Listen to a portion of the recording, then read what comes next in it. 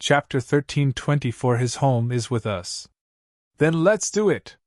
Sheila jumped to her face as her face regained its usual enthusiasm and playfulness. Her arm was growing back already thanks to the recovery pill, but if they had been any second later, it might have been gone forever. Around them were still thousands of dark creatures with horns, but they were glad that they would only have to worry about facing the oppositions now. Bang! A death angel landed about 100 feet ahead of them, and dark corrosion spread forward like a wave. Through him, almost everyone leapt into the air while conjuring attacks. Angie turned around and sped away at unfathomable speed while a silver-colored wave gathered around her figure. On the other side of the second disc, Gustav happened to have a death angel hand in his grasp as he dodged the claws of another one of them. A trail of dark energy cut across the air, slicing buildings into multiple parts. He dodged. They were incredibly fast and powerful, but Gustav was a tiny bit faster. Slashed the Jiko Hakai katana in his grasp, tore through the belly of the one in front of him, completely splitting him in two.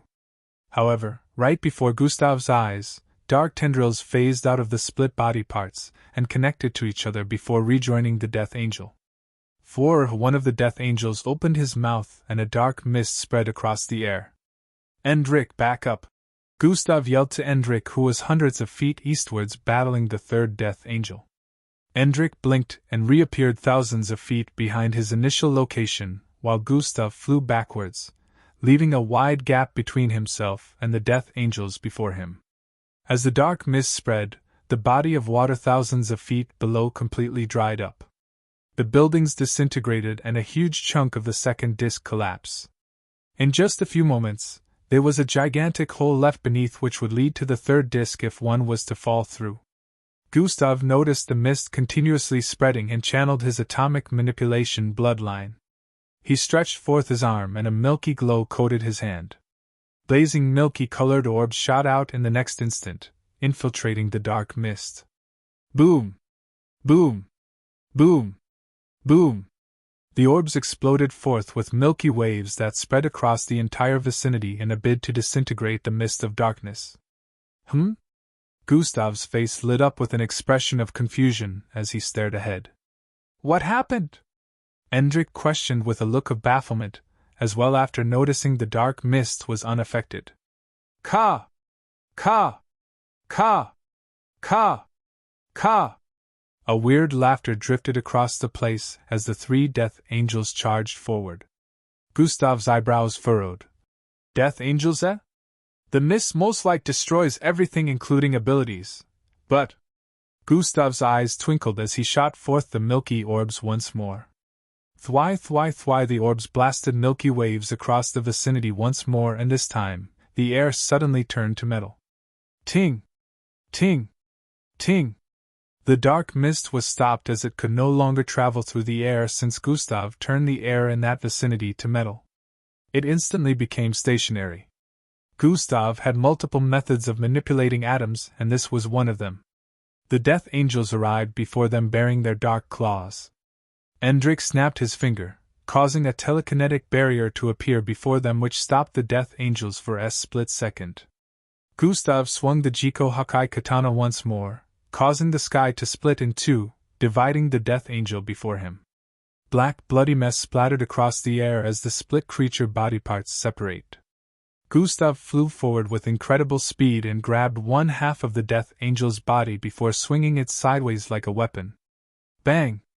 It heavily slammed into the second Death Angel, sending it hurling across the air.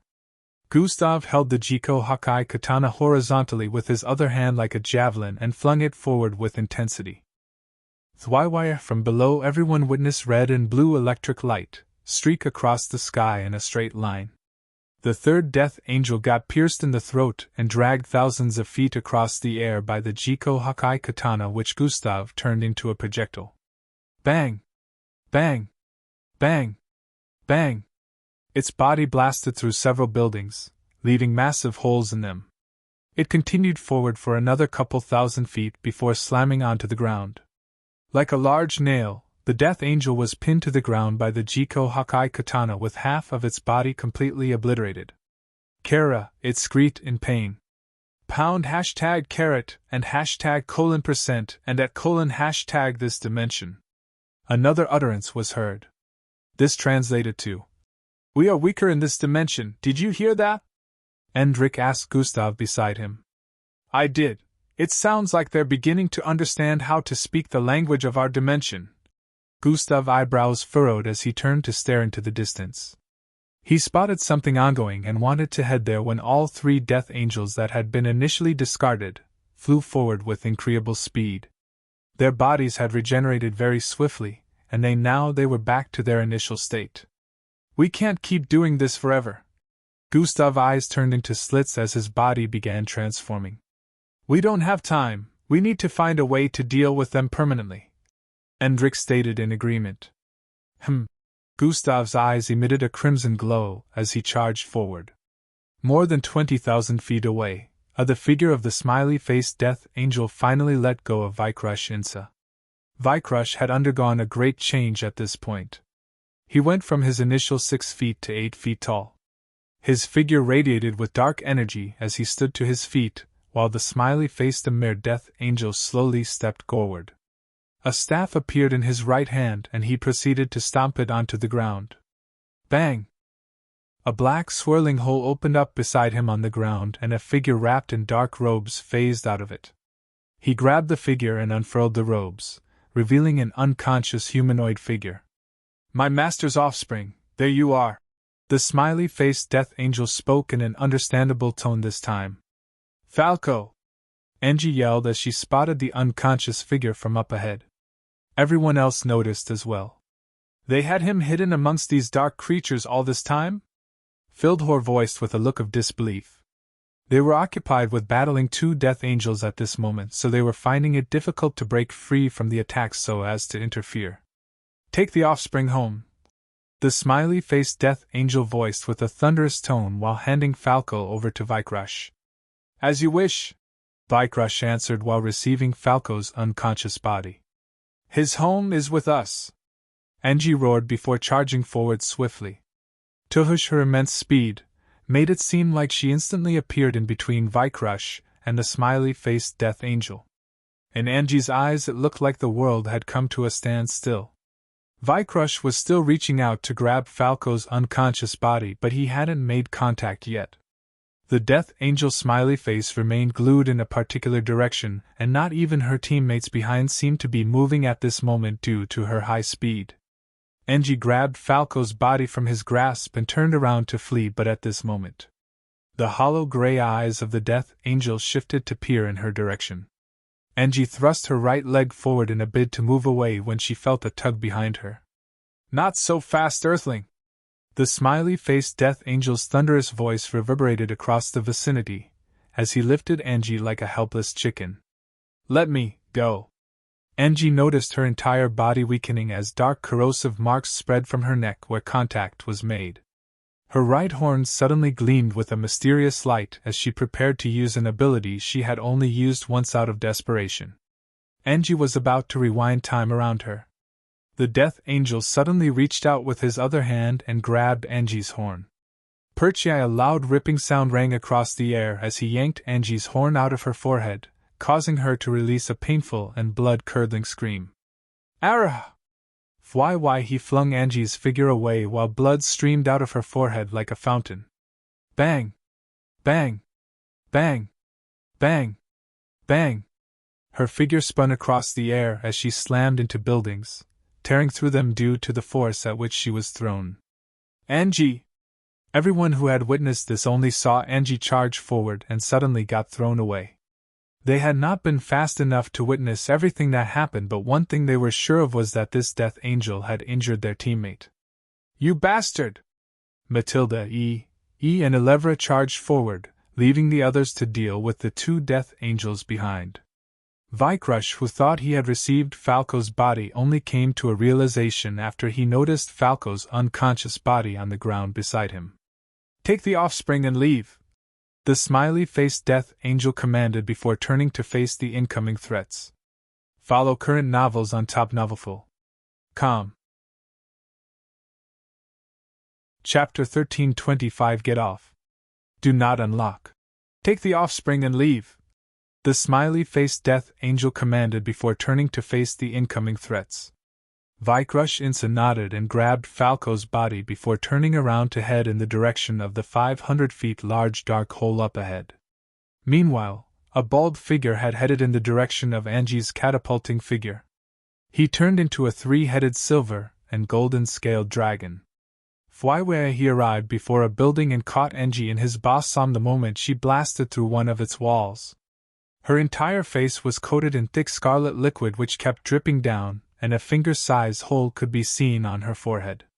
Her neck along with half her body had dark marks on them, and she continuously writhed in pain.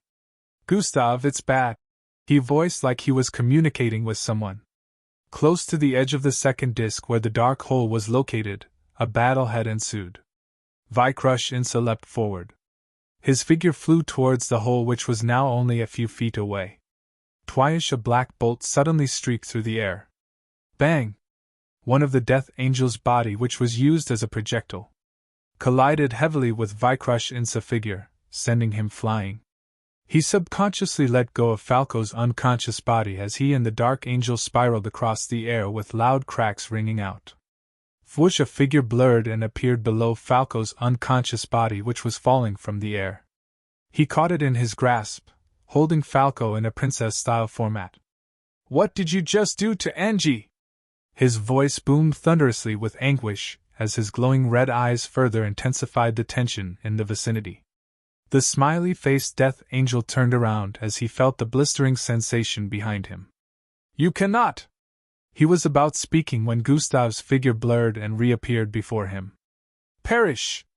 Gustav's voice caused the entire vicinity to tremble as his glowing fist tore through the chest of the 10-foot-tall Death Angel. Boom! His fist exploded with a burst of crimson energy, blasting the smiley-faced Death Angel across the air. "Take Falco to the spacecraft. You all leave now," Gustav voiced while handing Falco over to E. "Are you crazy? You can't go against all of them by yourself," Matilda yelled. "How long do we have, Endrik?" Gustav inquired. "Around 10 minutes," Endrik answered. "So long as we all leave this galaxy, things should be fine, right?" he inquired once more. "Yes, the anomaly will vanish after consuming this planet," Endrik answered. "Good, everyone leave now," Gustav commanded once more. "You must be crazy if you think we're leaving without you," Matilda voiced once more. "There is no time for this. Someone has to hold them back and none of you have a chance. I can get to the spacecraft instantly, so it'll be fine. You all get to it now and move, it'll get there the moment it takes off," Gustav yelled before charging forward. Bang! He instantly collided with the smiley-faced Death Angel up ahead. Bang! Bang! Gustav's left fist was stopped by the death while his right hand was wrapped around its left arm, preventing it from slashing him. The grounds quaked immensely as they seemed to be in a stalemate. Make sure everyone gets to the spacecraft safely, who initially wanted to stay back to help Gustav, got this message in his mind and paused. He let out a sigh as he opened a massive reddish vortex above the group. "What the fuck? You bastard!" Some of them yelled as they got sucked into the vortex. "I am actually a bastard, though." He shrugged. The MBO officers in general were reluctant to leave after hearing Gustav would be staying behind. "We are the ones that should face those monstrosities. We are the ones that should sacrifice ourselves for the future generation," the MBO general yelled as he resisted the suction force of ES vortex. Fwai bang! Gustav headbutted the Death Angel before him, causing it to spiral across the air forcefully. The Jiko Hakai katana appeared in his grasp and he proceeded to fling it forward. Bang! Bang! Bang! Bang! The hilt of the katana slammed into the MBO officers in general, pushing them into the vortexes. A massive golden and silver-scaled dragon descended with Angie in his grasp. "Take care of her," Gustav spoke out it at Gustav's direction and getting sucked in. Two Death Angels suddenly appeared by Gusta's sides at this moment, brandishing their claws. A wave of blue silvery energy spread across the air at this same moment, and holes appeared in the chests of both Death Angels before their claws could reach Gustav. Endrick's arm was outstretched as he walked towards Gustav and flayed his hand up. An unfathomable energy lifted both Death Angels into the air and their bodies split apart. Eildris witnessed the scene of the Death Angels' limbs tearing from their bodies and gray eyes bursting out of their sockets. He heaved a sigh of relief as he got sucked in as well, and the vortex vanished afterwards. At this moment, Gustav and Endrick were the only ones left from the group. SSS. The air of tension and fear that spread across the place. Only one person could be responsible for this. It's not your fault, T. You did your best. I don't regret following you. It was the best venture of my life. Timmy's voice weakly while Gustav listened attentively. I certainly would do it again if time was reversed. My only regret is not being able to continue this journey with you all. You guys are family to me. A trail of tear leaked down Timmy's eyes as his blood-soaked hand reached out to grab Gustav. Take my bloodline. I want you to put it to good use. Timmy's voice trailed off after saying this, and his hands fell weakly as he finally let out his last breath. Gustav stared at the massive charred hole in Timmy's chest, and then proceeded to touch his corpse. His face was still as expressionless as ever as his fingers made contact with Timmy's blood. Bloodline acquisition has been activated, calculating host compatibility rate with Crimson Matter Bloodline 0/100%, 24/100%, 52/100%, 79/1000%. Host compatibility with Crimson Matter is 91%. Does host wish to extract this bloodline? Yes/no. Everyone's gaze remained transfixed on Gustav's position. It seemed like they couldn't get their eyes off him as he remained in place for a few seconds before finally standing to his feet. Bloodline successfully acquired. Gustav moved towards Glade's corpse and performed the same action. Bloodline successfully acquired. Host has acquired 2 halves of a bloodline. Does host wish to merge them? Yes/no. At this moment, Gustav was no longer paying attention to the system notifications popping up by the left corner of his eyes. He slowly turned around as a silent rage began building within him. The monolith, which was a structure of great power and strength, trembled as he stared at Oriman up ahead. Now that you have achieved your objective, Gustav began stepping forward slowly. I hope you're prepared to meet your end in the most gruesome, painstaking way you can ever imagine. The more Gustav spoke, the greater the chill that spread across space. Everyone could feel an immense sense of dread spread across the vicinity that had them frozen in place. Their eyes had widened in fear as a dark and horrifying gloom weighed on their figure. Gustav wasn't facing them directly yet. The fear they felt was indescribable. They could only imagine how Oriman, who was the target of all this negative energy, could feel at the moment. I will grant you a such decorative and merciless end that will make even the devil weep in sympathy. Gustav kept speaking as he slowly stepped forward. The sound of his footsteps were incredibly haunting and sounded extremely loud yet gentle to everyone in the vicinity.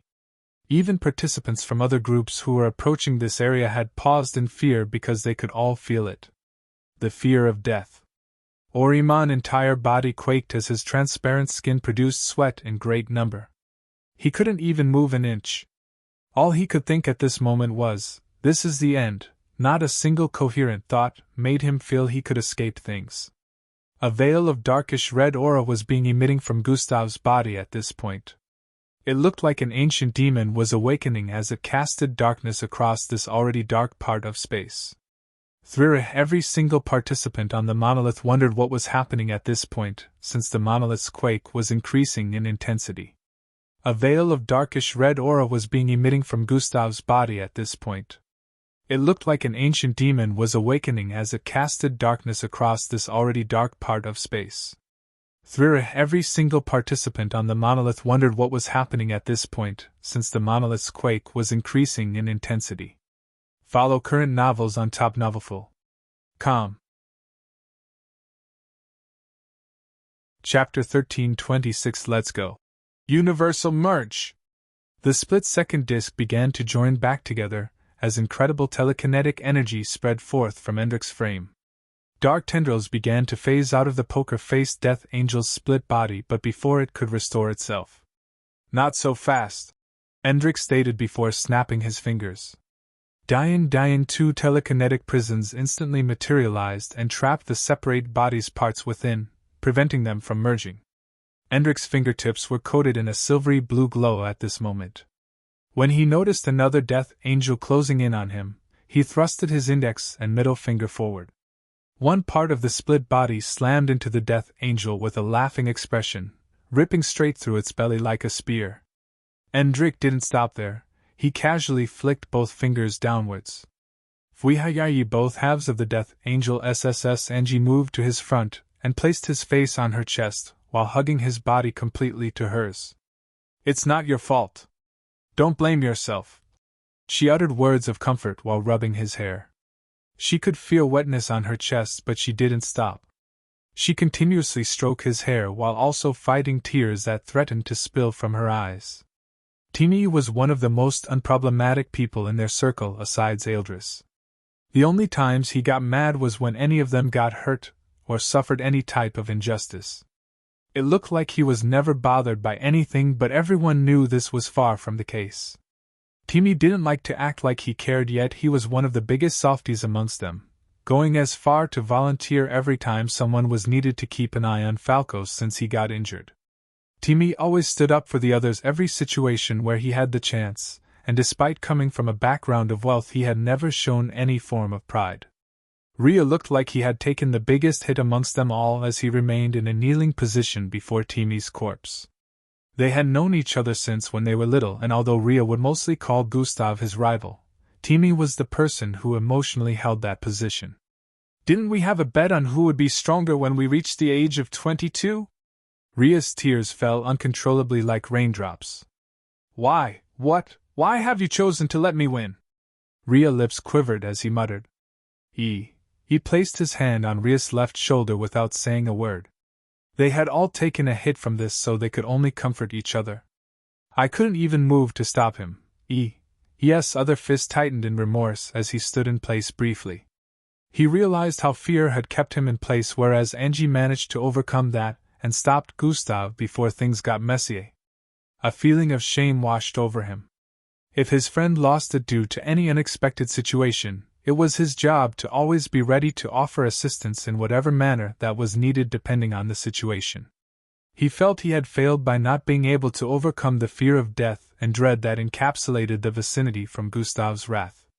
He had also sworn to be cool and collected even in the worst types of situations, since it was the best way he could render assistance, but he realized he had just failed.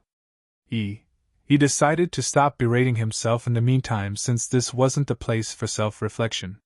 He raised his head and stepped forward in the direction of the handlers. "What is going to happen to him now? He just killed our teammate. How will you, the handlers, punish him?" He questioned in successions with a calm tone. "First, we will investigate to discover if the attack was done with the intent to kill, or the death only happened accidentally," one of the handlers answered. Yes' face instantly squeezed up the moment he heard that. "What do you guys mean by accidentally?" He spat. "That Science participant attacked with the intention to kill," Matilda yelled from the side as she approached them. "What she said," Sheila voiced as well from the side. "This hasn't been the first death since ISOP began. I believe the Earth is well aware that deaths occur in ISOP. We only meet punishment when the death was orchestrated intentionally. In a case where it is accidental, the team is given a strike. 2 strikes would of course lead to disqualification, but in this case we have to investigate before drawing a conclusion," the handler explained with an apologetic tone. "You can't be serious," Elevra stated with a strong tone. "What is there to investigate?" Fildhor chimed in. "Hey Baldy, are you fucking blind? That bastard obviously did this intentionally." Yonda also yelled as well. Although he wasn't close to Timmy or Glade, they were still his fellow teammates, and he was getting sick of how things were playing out. This participant had grievances with the 2 who lost their lives here today. "We are well aware that this wasn't done accidentally," he said. "Investigations will have to be carried out first." That is just how things are done. If Earth participants have statements concerning the issue, they can visit the board to table them after the monolith challenge ends. After saying this, the handlers began to vanish one after the other. What happens now? He asked before the last one vanished. The rest Zionses get to finish the challenge, but this one comes with us. Zing. After vanishing with Oriman, everyone had looks of anguish mixed their current mournful expressions. Those bastards! How could they ask them to continue? Almost everyone seemed to have gotten incensed by the handler's approach of the situation. Those bastards didn't show up till after their deaths. How is any of this fair?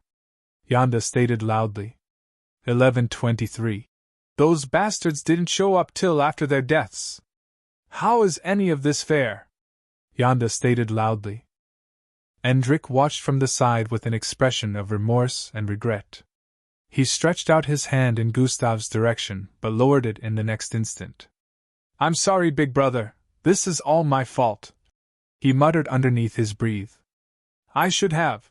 I could say I did the right thing by not intervening, but that would just be a way of consoling myself. It's all my fault. Endrick stood in place with a sorrowful expression. Don't blame yourself. There was nothing you could have done, Husarius voiced in his mind. You and I are both aware that's false. I could have prevented this. I saw it but still let it happen. He would have lost way more if you intervened, so this was the best course of action. What if I could have prevented everything? Don't be delusional.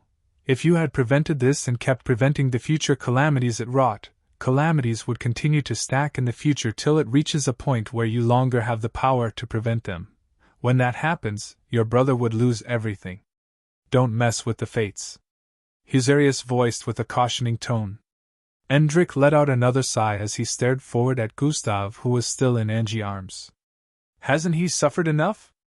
I just want to take all his sorrows away.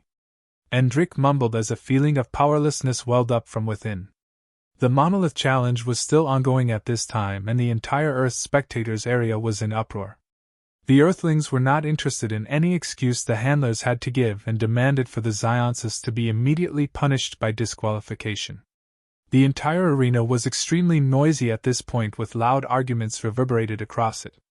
Miss Amy was awfully calm compared to the others, especially the high-ranking MBO officers around.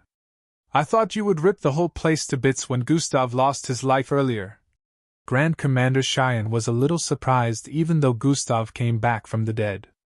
I knew he wasn't gone. Death is not powerful enough to take that kid away. Miss Amy responded with an unbothered look. How did he manage come back to life? Grand Commander Cheyenne and many others had this question in mind, but since they were more concerned about making sure the Zionses get punished, none of them dwelled on this confusion. Only Miss Amy was aware that Gustav had the reincarnation bloodline all this time, that one belonged to young Joe. Gustav had informed Miss Amy that should he lose his life here in Aesop, she shouldn't interfere. Miss Amy had to promise him that she wouldn't, because Gustav knew how impulsive she could be in a situation that concerned him. She would still not allow any harm to befall Gustav so long as she was watching, but since this was a competition, and she didn't want to ruin it for him, she decided to stay put. The handlers had brought back the bodies of Glade and Timmy. Grand Commander Cheyenne went to receive them with a few other officers so proper procedures would be put in place. The entire Earth was currently in a state of mourning after losing two young participants with great potential, but Aesop was still ongoing, and they still wished to win. The uproar would not die down, but they were hoping and praying the participants would still have it in them to climb to the top of the monolith, and take a spot amongst the 200, or all of this would have been for nothing. Many spectators couldn't believe how Earthlings could be so emotional about losing two participants when some of them had lost more than two since Aesop began. They didn't understand that Earthlings were very emotional beings. Author's note: please vote for Gustav in the character popularity contest. 7 hours are left before the next preliminary. A lot of time had passed on the monolith, and tons of groups had surpassed Earth participants on the monolith. Many of them used the left pathways to avoid bumping into Earth participants who occupied a part of the pathways for longer than expected. They had felt the dread earlier on that came from Gustav and decided it wouldn't be sensible to keep going right. At this point, it was starting to look like Earth would fail to reach the peak before all 200 spots were taken. Let's go! Follow current novels on Top Novelful.com. Chapter 1327 Vests as they didn't understand that Earthlings were very emotional beings. A lot of time had passed on the monolith and tons of groups had surpassed Earth participants on the monolith. Many of them used the left pathways to avoid bumping into Earth participants who occupied a part of the pathways for longer than expected. They had felt the dread earlier on that came from Gustav and decided it wouldn't be sensible to keep going right. At this point, it was starting to look like Earth would fail to reach the peak before all 200 spots were taken. Let's go! Gustav voiced after some time and sped forward instantly. None of them were able to get a word in before Gustav sped off. Try to keep up. His voice trailed off while the others moved at this point. It seemed like Gustav didn't want to move as a group anymore since he no longer slowed his speed to match with the others. Sprint has been activated. Thwish only Angie was able to keep up with Gustav at this point as they both headed for the peak. The rest of the group lagged behind and some of them now realized just how fast Gustav was. There was no doubt that they had been surpassed by Mamie groups initially, but the moment Angie and Gustav moved, they covered a long distance in very short time. The group understood that Gustav had to get to the peak as soon as possible since they had taken time below. It only took a short time for Gustav and Angie to arrive at the peak of the monolith. However, the moment they did, they met with a bunch of groups up ahead. The peak had an exalted area was the size of an entire stadium. Meanwhile, the whole peak of the monolith covered a radius of around 7,000 feet. It was as large as a couple of streets combined. The exalted area on the peak was where the blinding glow originated from, and it was also where the 200 spots for captains were situated. One would have to walk through the glow to get to one of the spots. However, to get to the exalted area on the peak, Kryulo! A loud roar reverberated across the peak. Gustav stared at the massive 60 feet tall creatures that were positioned around the exalted area. There were around 20 of them, and no doubt each powerful. These creatures had massive black space helmets covering their heads so their facial structures weren't visible. However, their bodies were shaped like apes and they also happened to have 14 dark tentacles strapped to their backs despite their muscular frame. The captains would have to get past them to gain access to the exalted area. At the moment, participants and captains were engaging these creatures in a bid to get an opening. Unfortunately, things weren't easy in the slightest. The creatures were not only large but their dark tentacles could extend as well, which made it easier for them to cover large distances. Captains would occasionally try to leap over them so they could land within the exalted area, but such never ended well. Through Gustav watched a captain get completed wrapped by the dark tentacles and flung off the peak. While almost everyone was tense, Gustav was getting fired up as he squeezed his fist with a cold glare. Just what I needed, he muttered while stepping forward. An immense pressure radiated from his being, causing the participants around to instantly stare at him with look of confoundment. Gustav leapt forward in the next instant, while Angie followed behind him. Gustav's arm transformed, becoming massive and reddish as he descended from the air. Thwai, Gustav's body twisted and flipped multiple times in mid-air, dodging the multiple tentacles that shot at him while he descended. Go down! The surroundings trembled as his powerful fist landed on the heads of one of the creatures. Boom! A loud crash reverberated across the peak of the monolith, sending shockwaves across space that pushed everyone back. The jaws of nearly every participant here dropped as the creature that received the fist slumped heavily to the golden peak. Thwaya Gustav didn't get the chance to stabilize himself as tentacles latched onto his figure from directions. His face showed a crazed look as he reached out to grab one of the tentacles and pulled the creature towards him. I must go offer my condolences. I cannot imagine how he must feel for being unable to protect his subordinate, Stark said to the figures beside him as he stared at the screens. Family head? I know you're going to say I should stay away from him, but I will not watch him suffer such without at least offering support in form of condolence. It isn't up for debate, Stark pointed out clearly, causing the figures beside him to keep quiet. I have spoken with Timmy before and I find him to be a very warm person. Sigh, what a loss. Even with all that, Gustav still managed to finish the challenge. Stark felt both sympathetic and respectful at the same time. Currently the Earth spectators' areas was still in shambles. A bittersweet feeling arose within them. Timmy had been lost, but Gustav managed to claim a spot amongst the 200, getting Earth 1125 to the next stage. Timmy! Timmy! Timmy! Timmy! At first it was a little chant from one person, but soon other Earthlings began to join in. Timmy! Timmy! Timmy! Timmy! Timmy! Soon it became a fully vibrant chant from Earth's audience. It resonated deep from their hearts as they hailed this fallen participant. Even on Earth, as everyone witnessed Aesop on the big screens, the chants had overtaken the sound of vehicles. Almost every single person chanted Timmy's name. It was like a memorial, while the monolith challenge had come to an end with the end of his life. Zing, zing, zing, zing, zing, the groups that made it began to appear in the middle of the arena one after the other. In a bit, all 200 groups that passed had appeared in the arena. Cheers mixed with chatters rang out from the spectators' corners while Handler 1 moved to address them. Eldris, Abestos and Shirama, who didn't get to the peak with the others since there were sacrifices, were just hearing about Timmy. Eldris was in disbelief for some time after hearing the full gist of things from E. He couldn't comprehend how such a thing could have taken place with everyone right there. I should not have been away from them. I should have let someone else been sacrificed. Eldris blamed himself internally, but at the same time he felt he might have still failed to protect Timmy even if he was present, since Gustav also became a victim. It felt like a dream, but unfortunately this was the new reality of things. Timmy was gone and they would have to continue without him. They made it too, Matilda said while pointing at the group of transparent skinned beings hundreds of feet away. Not for long. Gustav's gaze was laced with absolute coldness as he stated. The Zionsis could feel his gaze of coldness penetrating their skins and instantly felt uncomfortable. They couldn't even stare back and had the urge to sink into the ground upon noticing Gustav's penetrative gaze. Captain Alimo was the most conflicted of the bunch, as he didn't know whether to approach Gustav and apologize for Oromon's actions or just stay put. The major problem was how the apology would be perceived.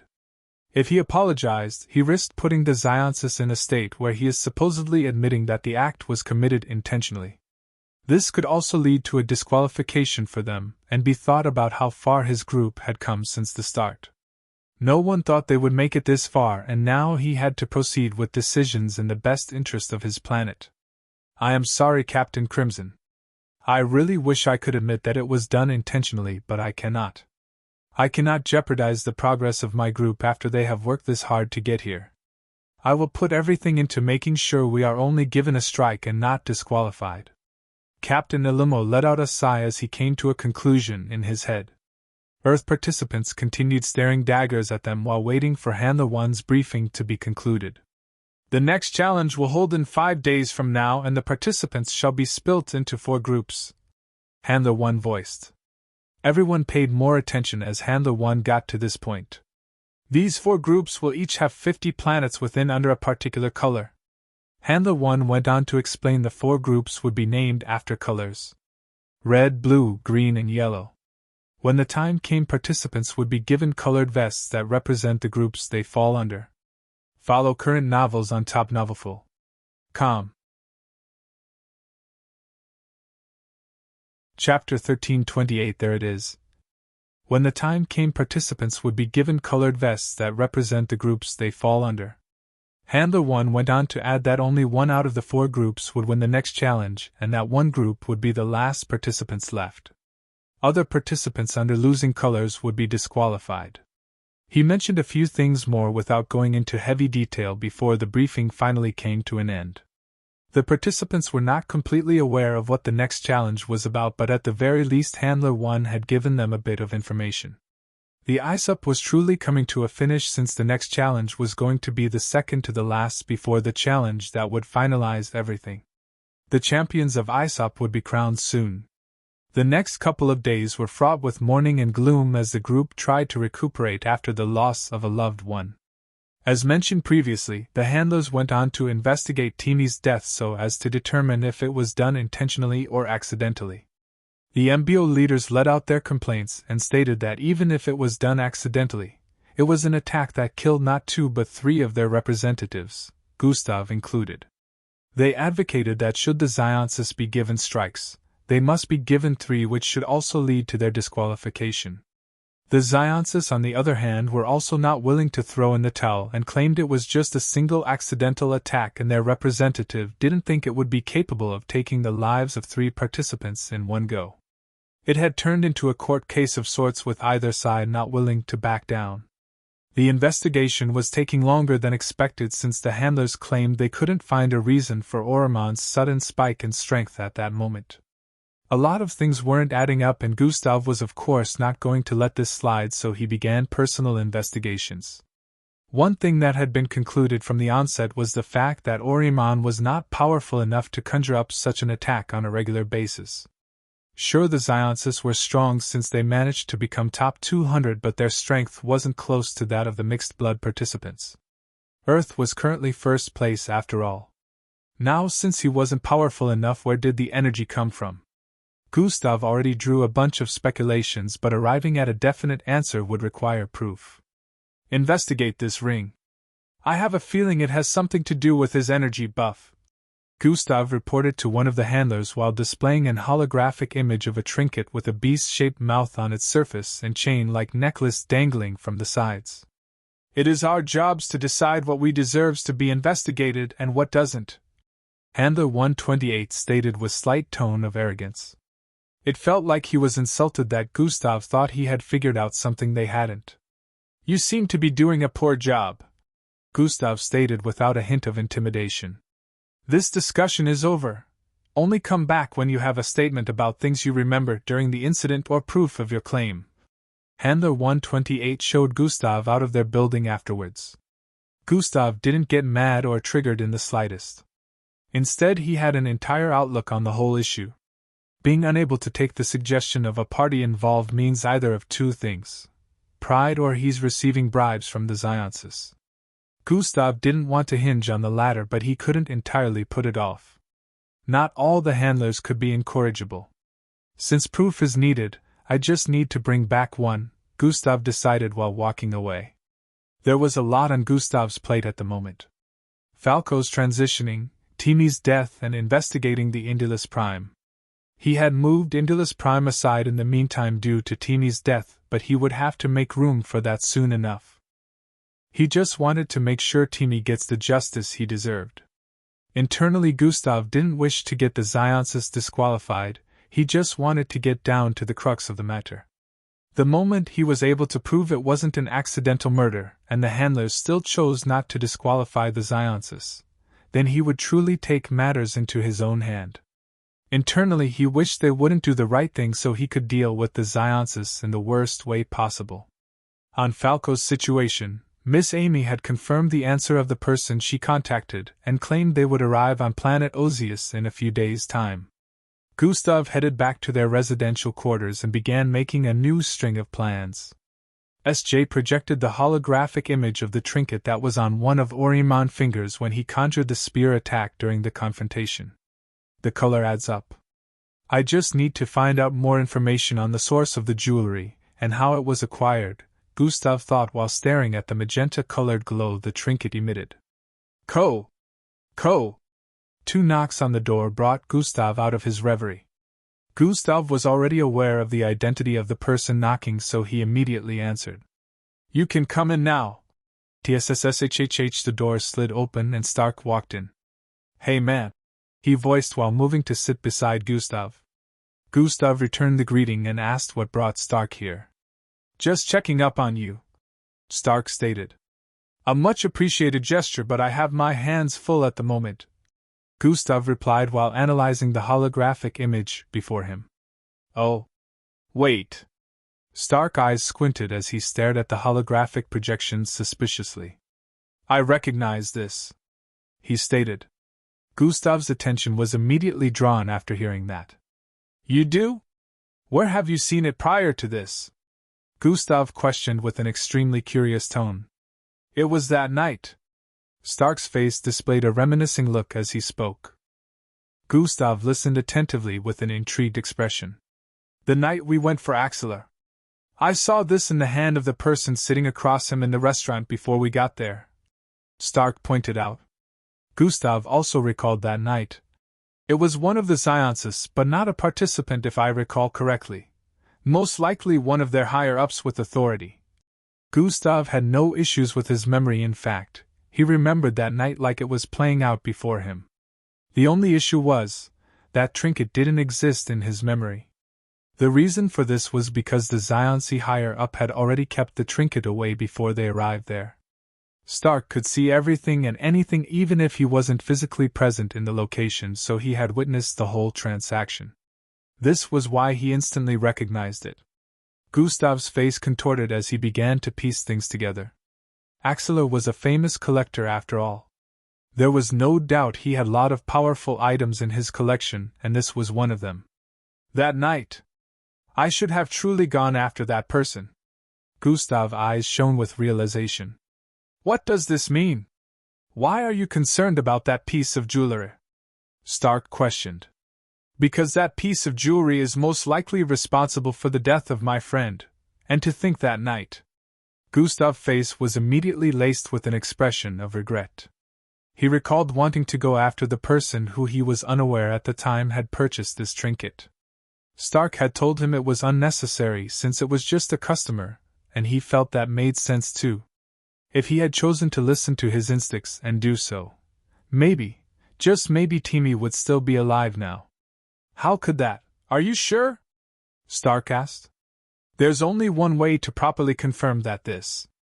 Axelar needs to tell me the function of that jewelry and why the Zionsi higher-up purchased it, Gustav stated. But he is off-planet. Gustav realized this might be more difficult to clear up with proof than he expected. Silence reigned for a few seconds as Gustav thought of a way out of this. I might be able to contact Axelar. Stark voice from the side. Are you sure? Gustav's voice was laced with a shimmer of hope. I have the means to do so, but it might take some time. It just depends on if he is in the position to accept dual interdimensional communication or not. Stark explained. Thank you, Stark. Let's try contacting him right away, Gustav voiced. So long as Gustav was able to get a statement from Axelar about selling the trinket and confirming its uses, he could use this against the Zionses. Without a doubt, these planets were automatically disqualified while the battle challenge went on. Gustav had only fought a single battle today since no one challenged him. After he won the battle, he took note of the fact that he had acquired enough points to challenge a certain opponent without having to worry about them declining. Tomorrow is the day, Gustav muttered underneath his breath as the image of a participant with multiple limbs appeared in his mind. At the end of the day, Handler 1 addressed the entire arena again. Follow current novels on topnovelful.com. Chapter 1329 Lost in Deep Space. Looks like we're good now, Endrick voiced. Not quite. Grand Commander Cheyenne shook his head as they exited the control room. What is it? Endrick inquired with a look of concern. I said there was a problem, Grand Commander Cheyenne reiterated. At this same moment, he spotted Eldris, Matilda, Elevera, and the others approaching from up ahead with dejected looks. What happened, guys? Endrick realized that this so-called problem wasn't related with the darkness following them into the spatial tunnelway. It was something different. We lost Angie and Falco, Eldris announced. Endrick's face fell the instant he heard this news. What do you mean by Angie and Falco are lost? A low grumbling voice rang out from behind. Everyone turned around with guilt-filled expressions as Gustav slowly sat up with a fatigued look. Big brother, Endrick exclaimed before stepping forward to help Gustav sit up. I'm fine, Gustav muttered with a disgruntled tone. What did you say happened to Angie and Falco? He questioned while glaring at everyone intensely. We lost them, Eldris responded with a low tone. How? What happened? Gustav tried to stand to his feet at this moment, but his trembling legs prevented this. Endrik tried to help him sit down, but he grabbed his arm, preventing contact. I said, tell me what happened! Gustav's voice rose in anguish. She went after Falco. He got pulled out of the spacecraft the moment we flew into the spatial tunnel. Elevra spoke. It happened when we heard that heartbeat sound twice. It was like Falco's body got moved by an unknown force. Before any of us could react, his body had blasted a hole through the spacecraft and was getting sucked backwards. She stepped forward before proceeding to narrate the turn of events. Elevra mentioned that Falco's body was already heading back towards the entrance of the spatial tunnel when Angie sped out of the spacecraft, through the same hole created from Falco's body. Since Angie was extremely quick, she had turned debris and solid matter from the ninth disk floating across space into a ladder. She reached Falco very swiftly, but at the same moment, the linked barrier surrounding planet Ozius shattered. Angie and Falco were swallowed up by the darkness before they could retrieve either of them. We tried, but we couldn't get to them. They're gone. Elevra's voice shook as she softly spoke. The vicinity turned silent for a few seconds as Gustav's face displayed a myriad of expressions. How did Falco get pulled? Before Gustav could complete his question, his face lit up with an expression of realization. The call? Gustav turned to face Endrik as he recalled what happened to his body after he merged with the Death Angels. Endrik nodded in response. Did you know it would happen to him too? Gustav inquired while lowering his head. I was only capable of saving one of you, and I chose you, big brother. Endrik stated without a shred of remorse. You saw it. You saw the premonitions. You could have at least informed someone. Gustav yelled. There was no time. I had to act in the moment. I knew what would happen. I had to pick between you or them. Endrik voiced once more, but this time there was a subtle hint of regret. If he was powerful enough, he could have tried to save all three of them, but he really wasn't. In that moment, he only had two choices presented before him. Save Gustav or save Angie and Falco. He chose to the former. Shit! This is all my fault, Gustav mumbled with a tone of guilt. I should have been more careful using the dimensional bracelet. The Death Angel wouldn't have gotten into this spacecraft in the first place if it wasn't for me. No, big brother. If anyone is to blame, it's me. I didn't see this coming. The second premonition was not supposed to go this way. Endrik shook his head. Second premonition? What are you two talking about? E and Matilda questioned with conflicted expressions. Everyone else looked confused as well except for Miss Amy. It's a long story, kids. Miss Amy's feet made low tapping noises as she moved towards Gustav. She placed her hand on his head and carried his hair gently. Don't beat yourself up about this. This was the best possible conclusion. Things could have been way worse. They are gone. Things are already way worse. Gustav spoke with an obvious guilt-filled tone. He couldn't believe he had once more failed to protect his loved ones, and this time Angie was included. What would he tell her parents? Her brother? He didn't know how he was going to look them in the face and say he lost their only daughter, his lover. Pa! A small slap reverberated across the place, pulling Gustav out of his reverie. Quit mopping, she stated while slowly taking her hand off his head. Ouch! Gustav winced in pain. They're not dead, are they? She asked rhetorically. Yeah, but... Pa! Miss Amy gave him another slap on his head. Ouch, Miss Amy, stop. Gustav held his head while drawing back. Since they're not dead, it means you can get them back. Quit feeling sorry for yourself and start making plans on how to get them back, Miss Amy stated once more. But they're literally in another dimension now. It's not going to be that simple, Gustav voiced in response. Pa! Miss Amy landed yet another slap on his head. Stop! Gustav held his head and shifted away. Have you forgotten who you are? Did losing one battle turn you into a coward that is unwilling to do everything it takes to turn an impossible tide around? Miss Amy pointed at Gustav while speaking. Gustav's eyes shimmered after hearing this. You're right. They're not dead. So long as they're alive, I can save them. His confidence visibly returned as his face beamed up. They're still alive. he muttered once more while standing to his feet. He could feel his strength slowly returning as his injuries began to regenerate. Gustav's eyes turned focus as he stared at the rest of his teammates. "We will get them back," Gustav stated with a tone of determination. The rest of the group nodded in affirmation. Matilda, who had been bawling her eyes out this whole time, cleaned her face as she regained hope. "But how are we going to get them back?" she questioned. "How long has it been? It feels like I've been in here forever." Within an unknown dark space, a floating humanoid figure drifted forward endlessly. This humanoid figure seemed to be unconscious yet conscious at the same time. "I hear voices. Maybe you'll wake up soon. Your death angels brought my son back to me, but tell me, where is the last one?" That voice sounds familiar. The unconscious figure floating tried to listen more keenly to the voices. "My lord. One of them got trapped in the outworldly dimension. Such incompetence. I expected better from you, Amir. Not only did your death angels fail to exterminate the outworldly, you also managed to lost one of them. What do you think will happen?" "My lord, I apologize. We were unaware that the outworldly had grown to such a level of strength. The death angels also lost a lot of their power in the other dimension, making it difficult for them to successfully carry out the mission completely. Excuses. I apologize, my lord. I can gather a few vessels to retrieve the lost death angel. No. You will fail again. I have seen it. We will use the earthling.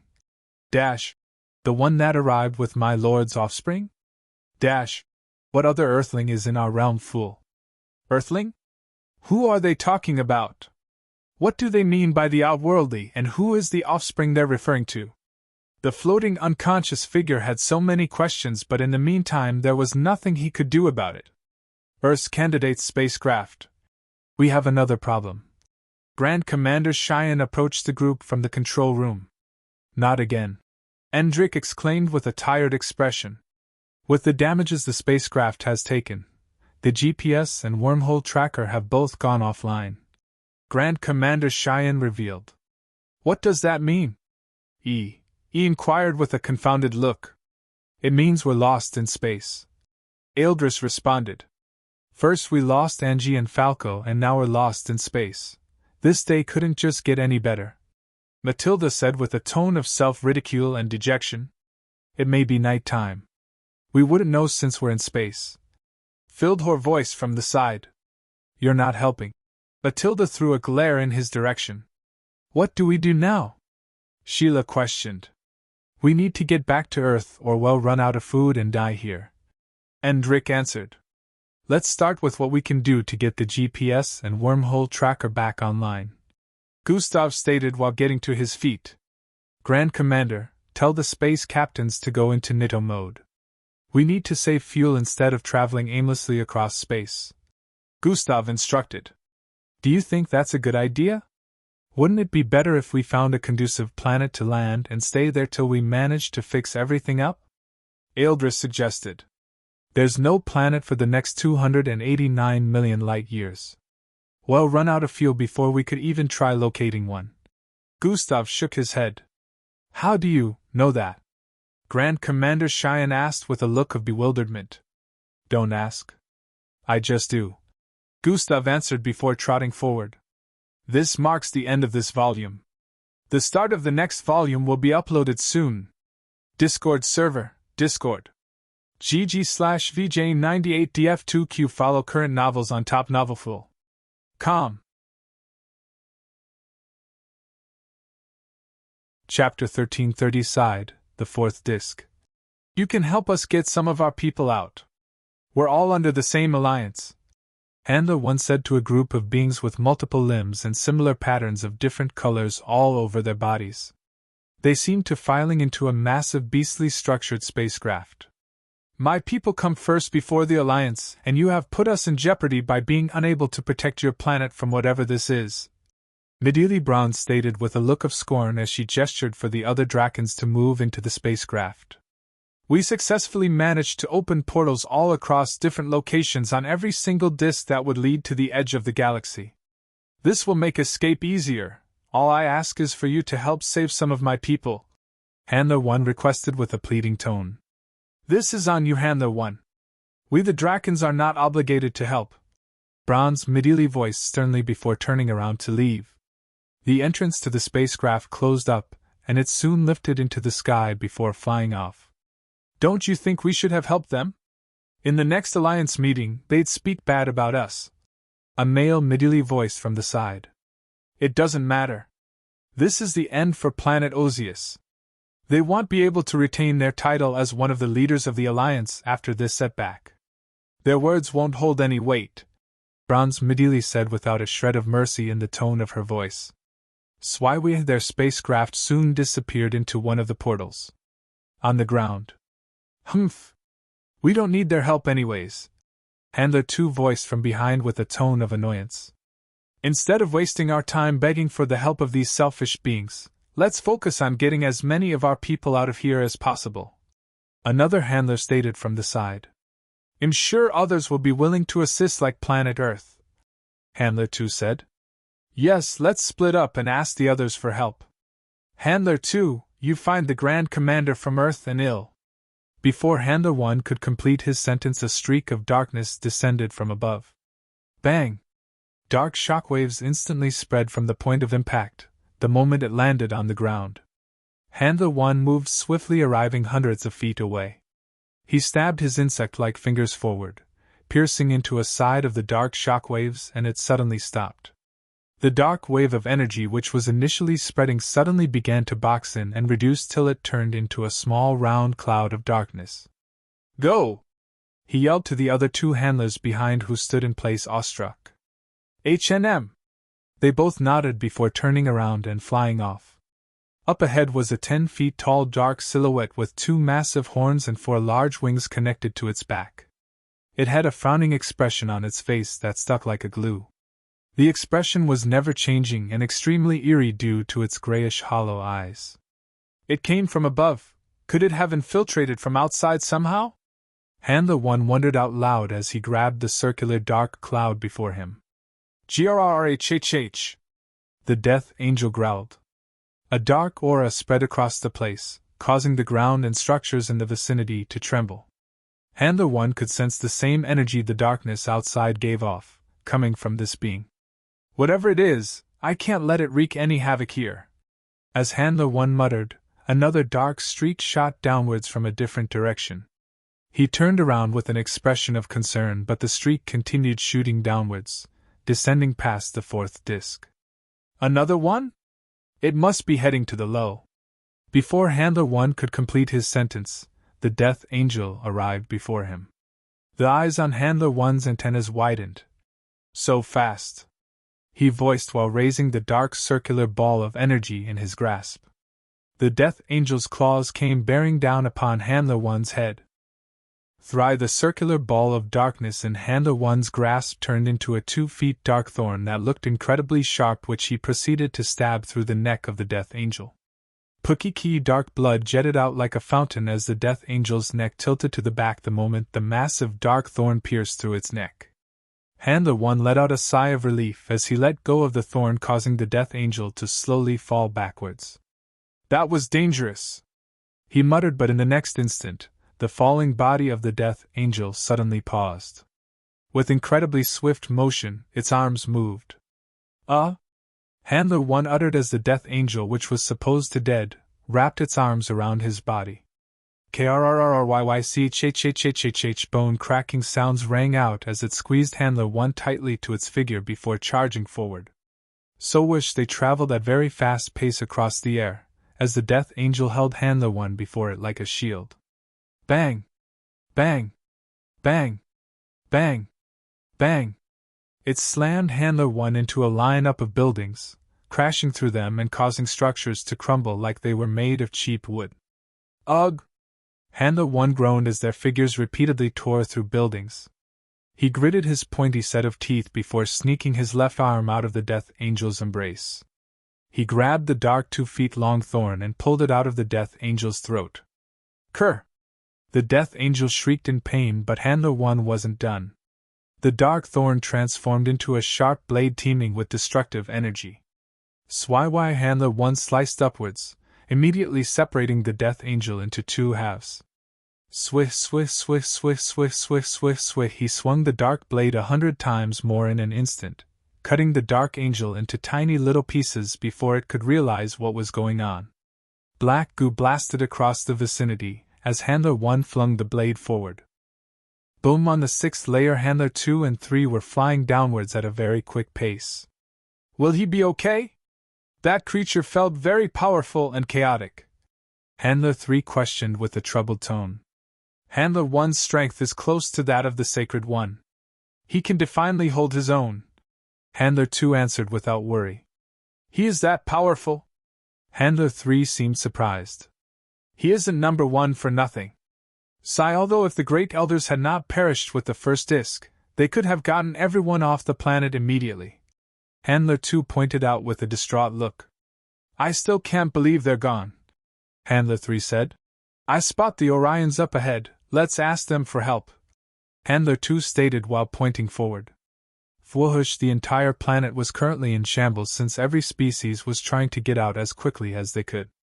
At this point, a number of alien species that visited due to ISOP had already left.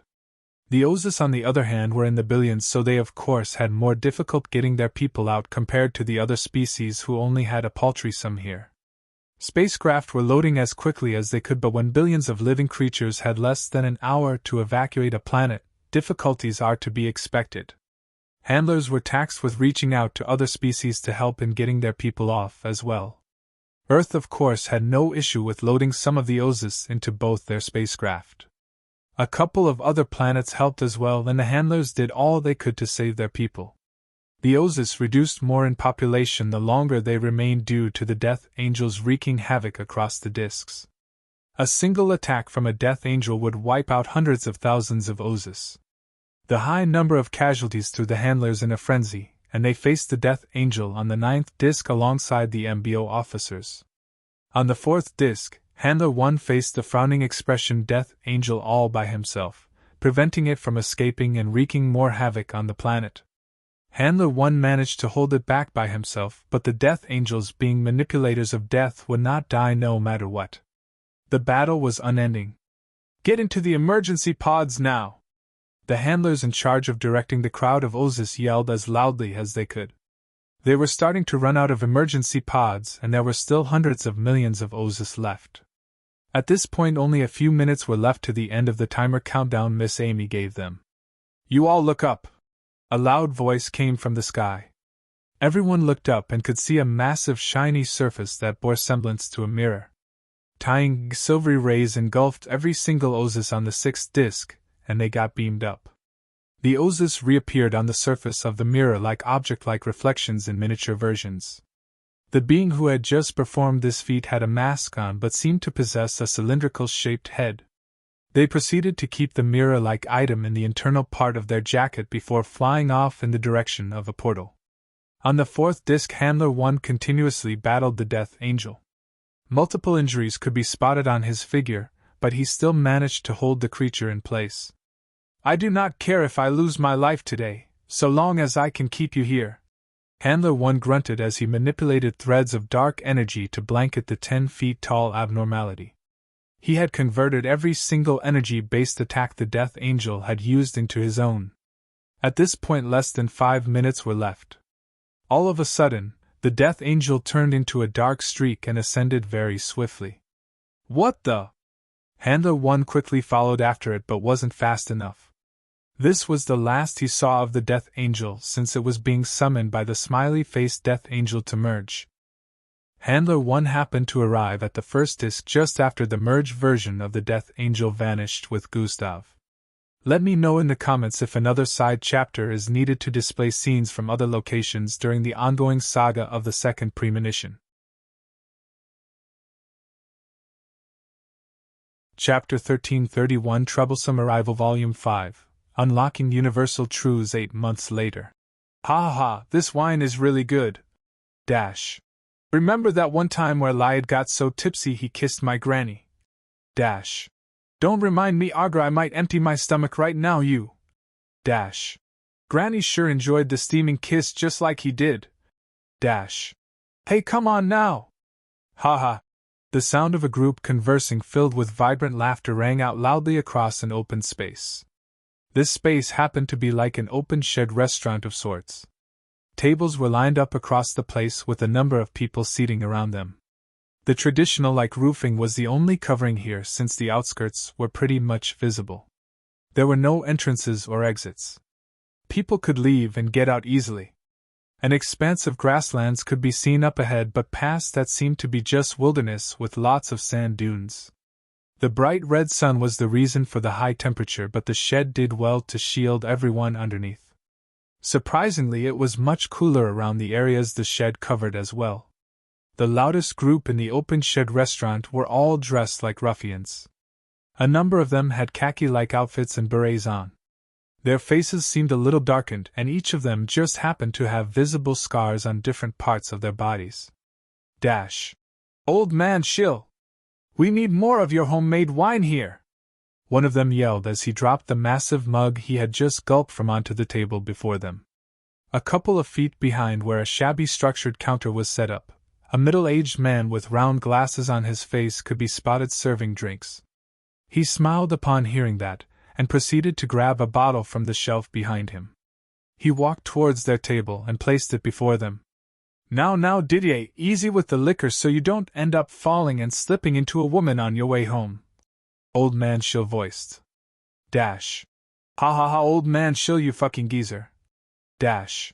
Dildir escapades must have spread across town. Dash. Old Man Shill just doesn't want him impregnating another woman. The rest of the group teased Dildir after the old man brought the bottle over. TCH geezer, just let me drink in peace, okay? Dildir grabbed the bottle to open it. Just saying, hee hee, you youngsters sure are full of life, maybe a little too much. Old Man Shill tapped Dildir's back before walking away with a smile. Dash. HNNNN. The wine lifts the spirits, one of them voiced after gulping down a cup full of wine. Old Man Shin sure knows how to put things together. How is he a good brewer and a good cook all at the same time? Another one said with a fascinated tone as they watched Old Man Shin serve another table that had a group of young folks around it. Thank you, Old Man Shin.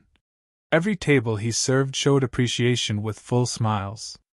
I guess when you live that long, you become a master at a thing of two. Dildir responded before taking another sip of wine. Just as Old Man Shin returned behind the counter, a vehicle approached from the west. It was a dark and maroon-colored hoverbike with a figure clad in brownish silky-looking jacket sitting on it. The bike arrived before the shed-like restaurant, and the figure's helmet retracted, turning into a shades on the face of this figure. It happened to be a 64 male with a white ponytail and smooth-looking skin. His eyes weren't visible due to the shades, but one look at him, and one could tell that he wasn't from here. His appearance had attracted the attention of everyone, including the group of ruffians at the edge of the shed. Dash. Must be someone from outside town. Dash. He looks rich. Dash. But he must also be quite capable to come out all the way here himself. The group had discussed amongst themselves. Best not to make any trouble, boys. Let's just mind our business, Dildir said before gulping down another cup. The newly arrived man walked towards a table where a couple with pitbull-like faces were seated. I'm looking for the man who witnessed the star crash.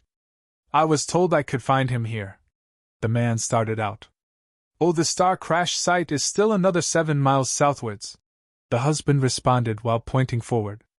I didn't ask of the crash site. I asked of the man who witnessed it, the newly arrived man stated with an intimidating tone. In that case, we really have no idea, haha. The entire town witnessed it. The man laughed nervously. I am much aware that it is visible enough. I am asking of the man who was first found around the site before everyone else got there. The newly arrived man reiterated. That should be. The husband was about to answer when the wife butted in. What do you want with him? She questioned. I just have a few questions. Nothing much. Now answer me. The newly arrived man replied. We don't know who he is. She shook her head before continuing her meal. Her husband also shrugged his shoulders and resumed eating his meal. You don't know who he is, hm? The newly arrived man turned away like he was about to leave. All of a sudden, he reached into the left side of his jacket and pulled out a 2-feet-long red gun with a glowing base while swiftly turning around. Bang! He slammed the wife's face into the table while planting the tip of his gun onto the back of her neck. Gasp! The entire place suddenly descended into uproar as everyone witnessed this scene with shocked expressions. What the hell? Let go of my wife! The husband lunged forward without thinking. Bang! The newly arrived man swung the back of his left fist towards the face of the husband, sending him crashing towards the ground. Dexter! The wife's muffled tone didn't do well to hide her scream. She struggled to free herself, but the man held her down in place, giving her no opportunity to escape. Don't test my patience. Are you ready to tell me where the man is? The man with the shades questioned with a cold tone. Hey riffraff, what do you think you're doing? A voice rang out from behind. It happened to come from Dildir. The moment he stood to his feet, the rest of his ruffian group did as well. All 10 of them stepped forward till they arrived before the table. No one has to get hurt. Once she gives me an answer, I'll let her go. The man with the shades voiced. Your parents must have failed in teaching you manners, pretty boy. You don't just go around pointing that thing at people. Dildir responded with a look of visible irk. Let's teach him some manners, boss, haha. Someone from the group voiced. You're spot on, Despar, but I'll take his jacket as compensation. Another one stated. Dovstar, you can have that. I call tabs on those shiny sunglasses of his. Despar chuckled like a delinquent as he rubbed his pointy mustaches. Oh, now are you guys trying to take all the good loot before I do? One with a shabby-looking green afro stated. While this scene played out, Old Man Shin remained behind the counter cleaning his glass cup with a calm expression. You fools! This could end without violence if I just get my answer. Once I blow this person's brains out, her blood will be on your hands. The man with the shades placed his finger on the trigger with an unbothered tone. A metal bar was suddenly flung forward. Bam! It slammed into the gun in the man's grasp, causing it to fall forward, slide across the ground for a couple of feet. Get him! Dildir commanded. Yaha! The group charged immediately with nefarious intent the moment the man lost his gun. Fools! The man with the shades let go of the wife who had been shivering in fear all this time and turned to face the incoming group. Sway! He grabbed the first approaching his face and pulled the group member forward. Bang! A kick slammed into the chest of the group member, causing him to spit out saliva in pain as the man with shades and group member fell backwards. The man with the shades rolled sideways and multiple feet tried to stomp him while on the ground. Swee-I thrusting his right foot upwards, his leg crashed into the sacred jewels of one of the men. Ugh-hi! My ballus! He howled in pain before dropping to his knees. Bang! The man with shades threw a fist at his face next, causing a tooth to fly out of the barbarian's mouth. At this instant, a kick came shooting forward, but the man with shades managed to raise his left hand in time to shield his face. However, the force of the kick was so strong that his entire figure was sent sliding towards the right intensely. Bang! He crashed into one of the tables, destroying it in the process. Chapter 1332 And the man you're looking for. Bang! He crashed into one of the tables, destroying it in the process.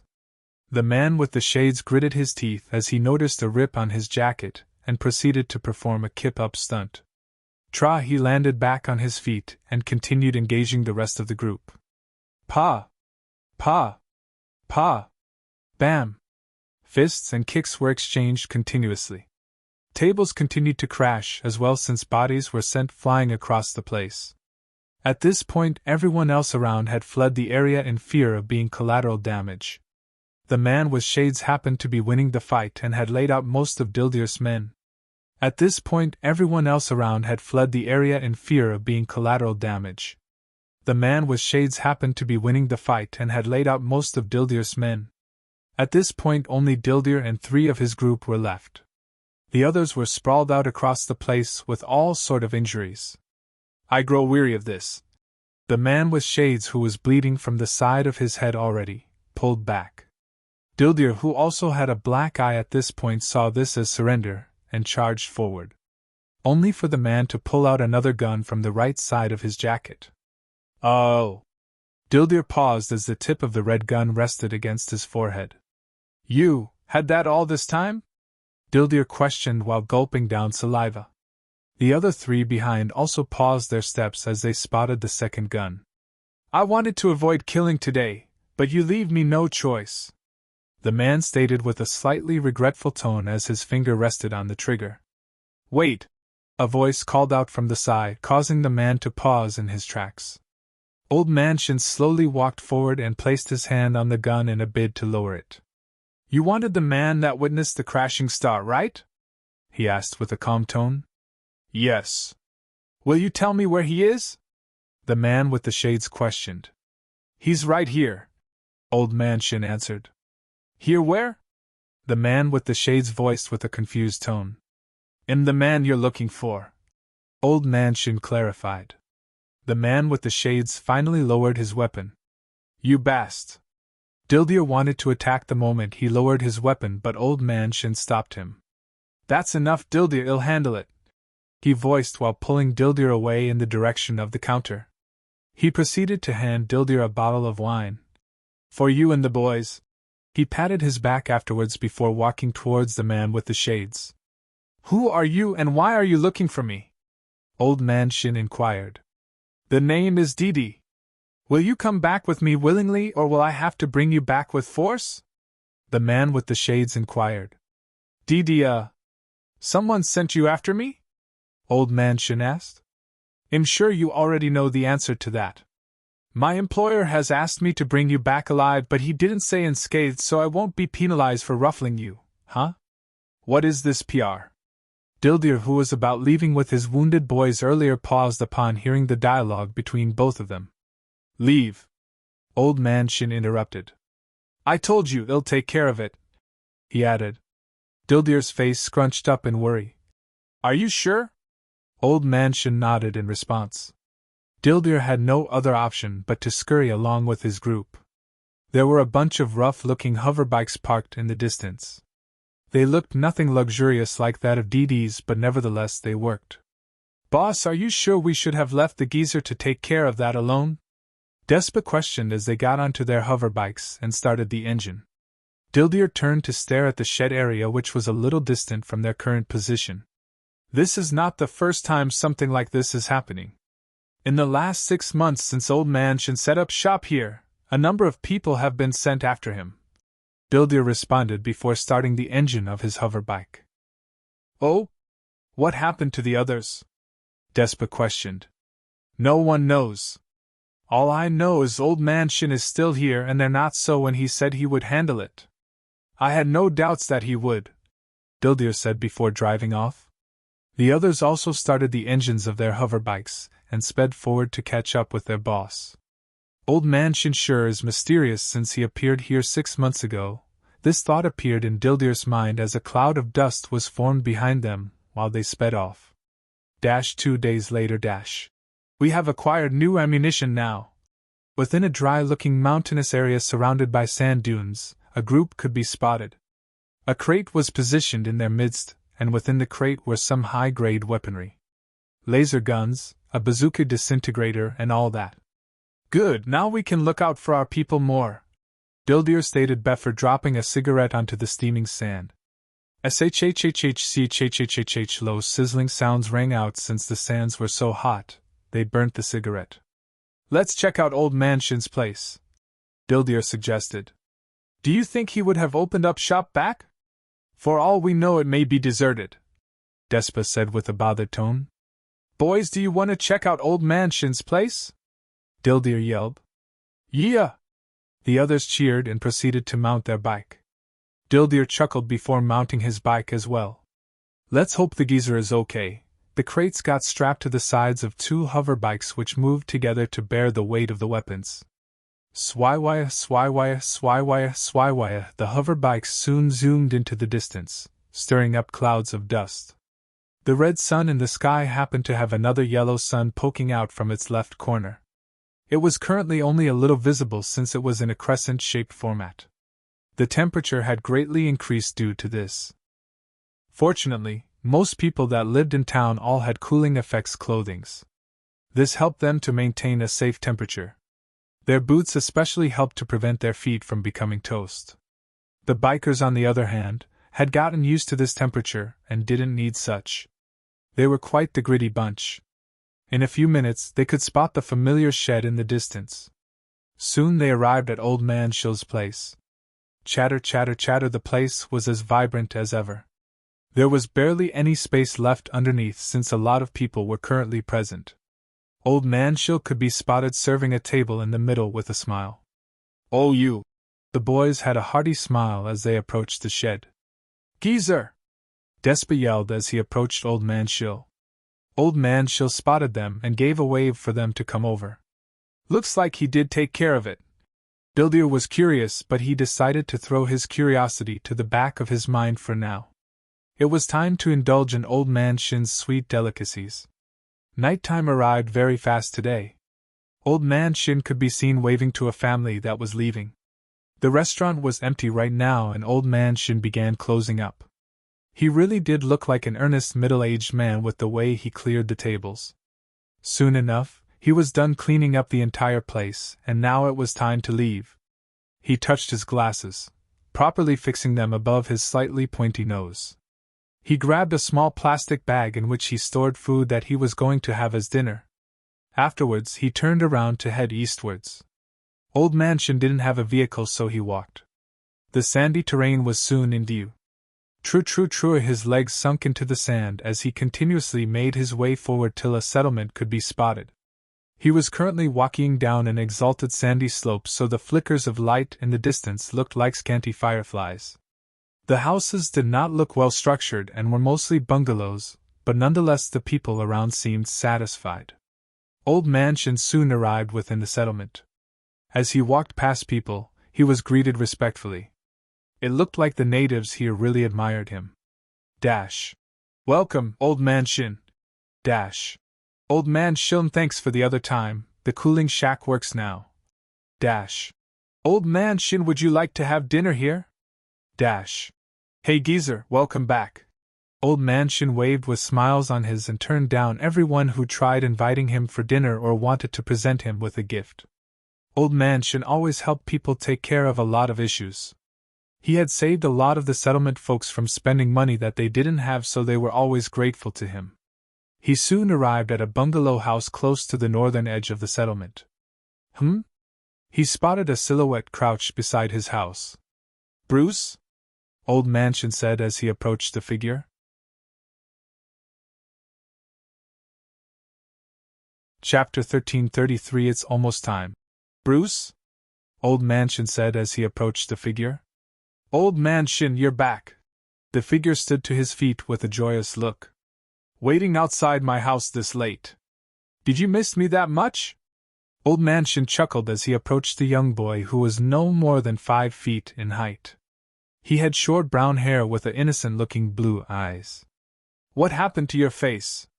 Old Man Shin noticed some bruises on the face of the young boy as he approached. Bruce, who initially had a bright look of excitement, became moody as he turned away. "It's nothing." He shook his head. "Don't tell me you got bullied again?" Old Man Shin questioned while trying to touch Bruce's face. "I said it's nothing." Bruce slapped his hand away before shifting to the side. Old Man Shin sighed and moved to sit on the balcony area of his house. "You should really do something about this or they won't stop." Old Man Shin spoke with a concerned look. "I can't do anything about it." Bruce lowered his head with a look of self-ridicule. "Maybe if my bloodline was above E grade, things could have been different." Bruce went back to his squatting position. "Remember, you're the only one in this settlement with a bloodline. Not to mention, one that could make your body as tough as steel," Old Man Shin stated. "I can only do that for a few seconds. It's useless compared to everyone else's bloodline in my school. They can all do flashy and powerful things, but I'm just nothing. Sure, everyone here thinks I'm special, but in there I'm at the bottom of the well. Bruce gritted his teeth in frustration. Old Man Shin stared at him with pity for a few seconds before standing to his feet. Come on. It'll make you a try-dashy dish. He inclined. Bruce's face instantly lit up once more. Really? He voiced while jumping to his feet. It'll make as plenty as you can eat and some for your mom too. Old Man Shin opened his door and moved in. Yay, Mom would be really happy when she gets back from work too. Bruce galloped after Old Man Shin. Happy chuckles could be heard from within as they chatted on. Midnight. Old Man Shin cleared the table inside his small house and put some food inside a plastic container. He washed the dishes and brought the plastic container back to the living room where a young boy could be spotted fast asleep on his couch. Bruce, Mom still isn't back. Old Man Shin muttered before dropping the container on the table. He wanted to head to his room when he suddenly paused and turned to stare at the sleeping boy. A slight glint of guilt flashed in his eyes. I probably shouldn't. He turned back around to head in the direction of his room before pausing again. The voice of a well-respected person played in his mind as he recalled an old advice. It was like his conscience was playing at him. However, he didn't want to perform an action he'd come to regret. He let out a sigh before walking into his room. Things will get better. It's best to operate without risk for now. Old Man Shin mumbled while moving to lay on his bed. Bam! Bam! Bam! Loud knocking sounds woke Old Man Shin from his night's sleep. Is it morning already? He mumbled with a sleepy tone. Bam! Bam! Bam! The sound of the knocking was getting more intense. Who is there? Old Man Shin voiced with a slightly fatigued expression. Old Man Shin! My mother, she. A person yelled from the other end. Bruce? Old Man Shin jumped to his feet and trotted forward. He opened the door quickly and Bruce appeared before him with tears dripping down his face. What happened? He questioned and Bruce proceeded to point at the living room entrance. Chatter, chatter, chatter, chatter. The door was wide open and neighbors had gathered around a body that seemed unconscious. Old Man Shin's eyes widened as he rushed towards the front porch with Bruce. The neighbors around made a path for Old Man Shin after spotting him coming out. Old Man Shin, she's dying, one of the neighbors stated. Laid out on the ground was a young woman who looked like she wasn't even in her 30s. Her long chestnut-colored hair was mixed with red, which of course wasn't an original color. The red could also be spotted on her tight gown-like outfit, which was torn in multiple places. She was bleeding profusely, and from what Old Man Shin could see, she was stabbed repeatedly. To make matters worse, there was also a deep cut that extended from her neck to her chest area. It was a miracle that she wasn't dead yet with all of these grievous injuries, but nonetheless it didn't seem like she could last any longer. Please save my mother, Bruce begged. What of the town doctor? Old Man Shin questioned. We won't be able to get her to him on time. One of the other neighbors shook their head. Please! Please save her! Please! Bruce kept begging. ICA. Please! I know you can! Please! Bruce knelt before Old Man Shin while bawling his eyes out. He had witnessed Old Man Shin feeding a medicine to someone who was sick one time, and they immediately got healed. He knew Old Man Shin definitely had something that could help. I've run out of grade 1 regenerative pills. What I have won't be enough to save her, Old Man thought with a slightly regretful look. I'm sorry I cannot save her. Old Man Shin shook his head. These words were like sharp blade that pierced into Bruce's chest. The world instantly turned white before him as static rang in his ears. Mother is going to die. Then I would no longer have anyone in this world. Negative thoughts instantly clouded his mind. I can give her something to help make her stable long enough for us to get a doctor, but that's it. Old Man Shin voiced before heading back in. A morsel of hope returned to Bruce's face as he knelt before his mother's unconscious body waiting. Tears continued to stream down his face as the young boy blamed the unfairness of the world. Old Man Shin soon returned with a small water in a bowl. He proceeded to feed it to Bruce's mother, and soon her barely noticeable breathing returned. Her pulse, which wasn't readable initially, became vibrant once more and color returned to her face. She visibly looked better than before and even stopped bleeding, but of course she wasn't completely healed. "Thank you. Thank you." Bruce repeatedly showed his appreciation after noticing the differences. Just as Old Man Shin mentioned, this would only help make her stable, but it was more than enough since her life was practically saved now. One of the neighbors who had a vehicle quickly hurried to take Bruce's mother to the doctor. Old Man Shin moved back into his house after the crowd had dispersed. It turned out that Bruce's mother was assaulted on her way back from work. The location of her work was more than 3 settlements away. She was always working late so as to provide enough for her son and herself. It was usually dangerous to move at night since Dildir and the boys who looked out for the town couldn't be everywhere at once. However, Bruce's mother didn't have a choice. She also happened to be a single mother, so it made it even more difficult for her to be aware of her son getting bullied, or even do anything about it. Old Man Shin moved into his room and sat on his bed. He closed his eyes, clearing his mind as he tried to forget everything that had happened this early morning. Old Man Shin never opened up shop till around noon, so he had the rest of the morning to himself. "It's almost time," he muttered while slowly opening his eyes. "It should appear in a day or 2.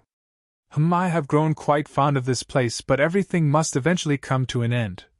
Old Man Shin had a little smile on his face as he recalled his memories here. "Also, I've dispatched quite the number of them. Would be best I leave as quickly as I can so as not to cause trouble for this poor people." Within a small city surrounded by lots of sands and barricaded by a large white wall, people could be seen moving to and fro. The roads seemed better structured, especially those that led outside the small city. However, it seemed to be a mix between urban and medieval. Nevertheless, it looked better than the settlements. Within a 10-story building at the center of this city, a domineering figure sat in a large hall. On his right-hand side was a feminine figure clad in all black and a ski mask. On his left-hand side was a chubby-looking male with mean-looking eyes and bald head.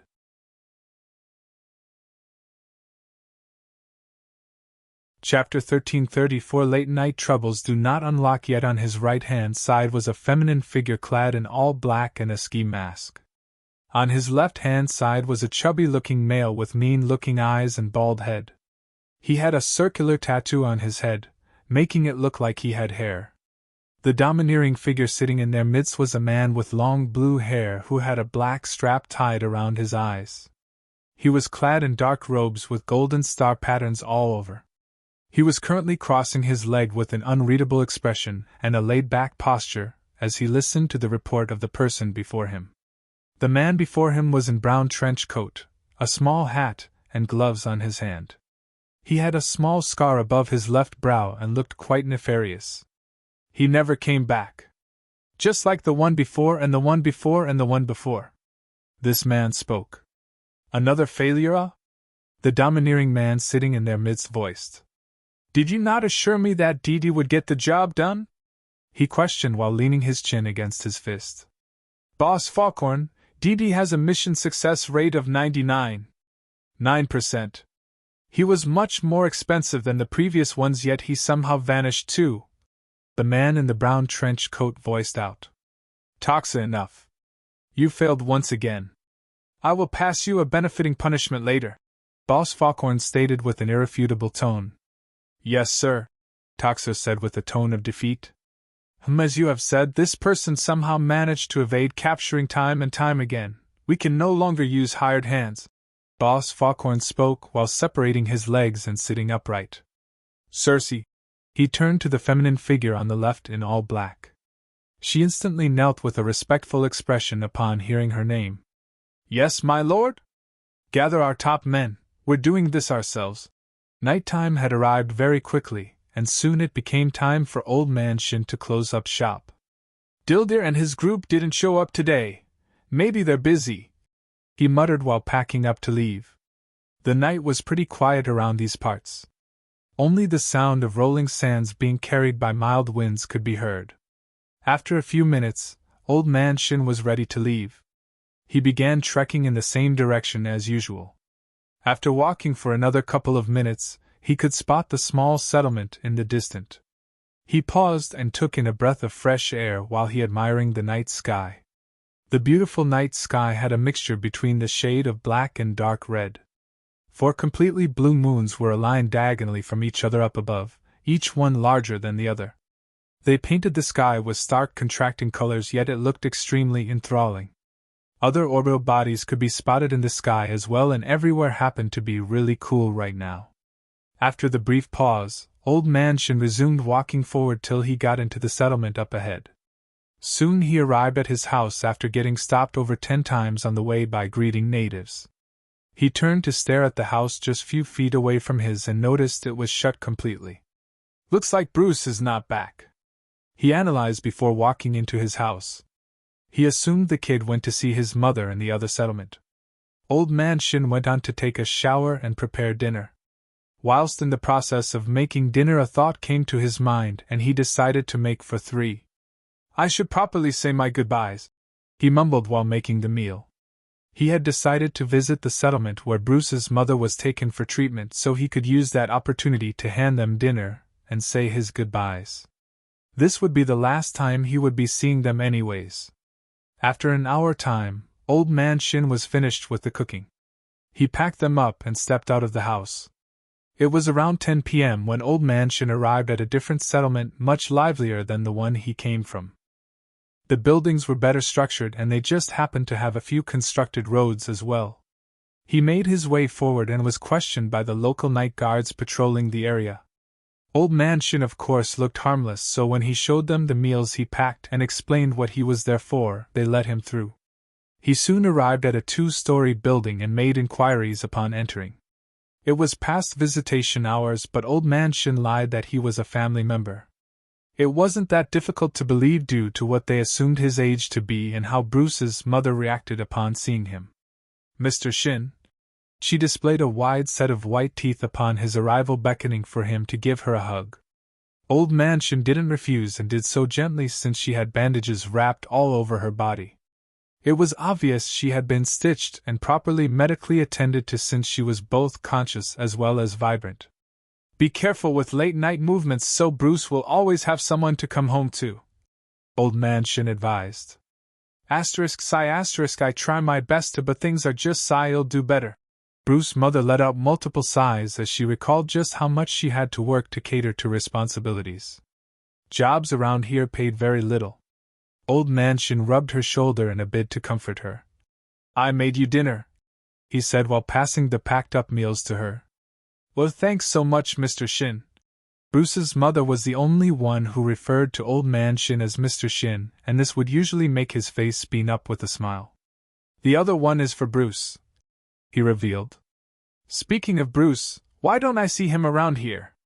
Old Man Shin questioned while looking around. The boy wasn't the type to play around, so he felt maybe he was running a late-night errand. What do you mean?" "Bruce should be back home," Bruce's mother said with an expression of confusion. "Back home?" "No. I thought he was here," Old Man Shin responded. "I haven't seen him since he left to go get some blankets hours ago. I thought maybe he got tired of staying here all day and slept off when he got back home," Bruce's mother stated. "Hours? When did he leave here?" Old Man Shin asked with his curiosity peaking. "Sometime around 6 p.m. Bruce's mother replied. "Over 4 hours? That's too long." Old Man Shin shook his head. Bruce's mother instantly became worried. "Oh my God, where could he be? Could something have happened to him? My son is..." She immediately tried to get up while spitting out numerous questions. "Stop, you need to relax." Old Man Shin immediately stopped her from getting up. "I can't relax. My son is out there. Anything could have happened to him." Her breathing had turned hurried at this point. She didn't want her son to experience the same thing she did. "You are in no condition to do anything about this. Ensure he is fine, just relax and let me go check up on him. I may have made a mistake, maybe he was in and I just didn't notice." Old Man Shin tried to calm her down. "But just let me go and check for him. They'll be back within an hour or 2. You take your dinner, okay?" Old Man Shin assured her. I can't. Just let me. Old Man Shin remained adamant. Sigh, all right. All right. Please find him and bring him back to me. She pleaded with tears gathering in her eyes. Meanwhile, rows of rolling sands blazed across a wasteland filled with sands. About 6 hover cars could be seen speeding across the vicinity, side by side. Behind them were another 3 large off-road trucks who were no slower in speed. From the looks of things, they seemed to be moving as a group. Up ahead a settlement could be spotted. They cruised forward non-stop, crashing through the walls barricading the entirety of the settlement. Loud voices and cries rang out as the people within this settlement were instantly thrown into a state of panic. Dash! What is going on? Dash! Who are they? Loud voices could be heard as the natives spotted people in black jackets jumped out of the vehicles. They grabbed one of the people around and proceeded to ask a single question. Where is the man who witnessed the star crash? Old Man Shin had currently arrived at the entrance of a small city. It was surrounded by lots of sands and barricaded by a large white wall. It seemed to be a mix between urban and medieval. This happened to be the same city where Dee Dee's employer was located.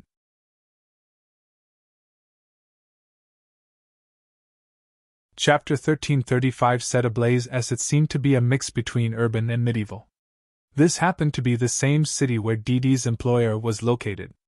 Old Man Shin managed to bypass the guards and was now heading towards a particular direction. The direction of the mixed blood school in this small city. It didn't take much time before he found it. A school gate that had the sign Gifted Mixed Blood Academy. The streets around the school were deserted due to this being nighttime, so it made it easier for him to get in. It wasn't much of a sight for sore eyes, but compared to a lot of poorly structured areas, this school was very well to do. Multiple 3-story structures were scattered around the place, and they just happened to have a lot of recreational centers as well. Not like Old Man Shin cared about all of that. He was here for one reason alone. The school had a very large space behind that was still under construction. This was precisely where Old Man Shin was headed. After a few seconds he could spot some rows of uncompleted buildings and a massive field-like space with nothing but smooth land. There were also a couple of trees at the edge of the smooth land and tall grasses. Old Man Shin walked towards one of the uncompleted buildings on the right and infiltrated it. He climbed to the top and could see construction materials scattered across the place. Piles of bricks and sands could be seen all around. Old Man Shin walked till he arrived before a 5 feet tall pile of bricks. He moved around it, and that was when it came into view. The battered-looking body of a young boy, sprawled on the ground right behind the pile of bricks. Bruce! Old Man Shin squatted with a disheartened expression. It happened to be Bruce, whose upper half was leaning against the pile of bricks. His cheeks were swollen, and he had blood stains all over. He was currently unconscious as he seemed to have taken a heavy beating. His clothes had been torn up and multiple cuts could be seen on his chest and abdominal region. Hey Bruce! Old Man Shin shook him while taking out a handkerchief to clean his wounds. Bruce's eyes weakly fluttered open as he heard his name multiple times. His eyes were also swollen, so he could only open them a little. Oh, LD. Man. Essin.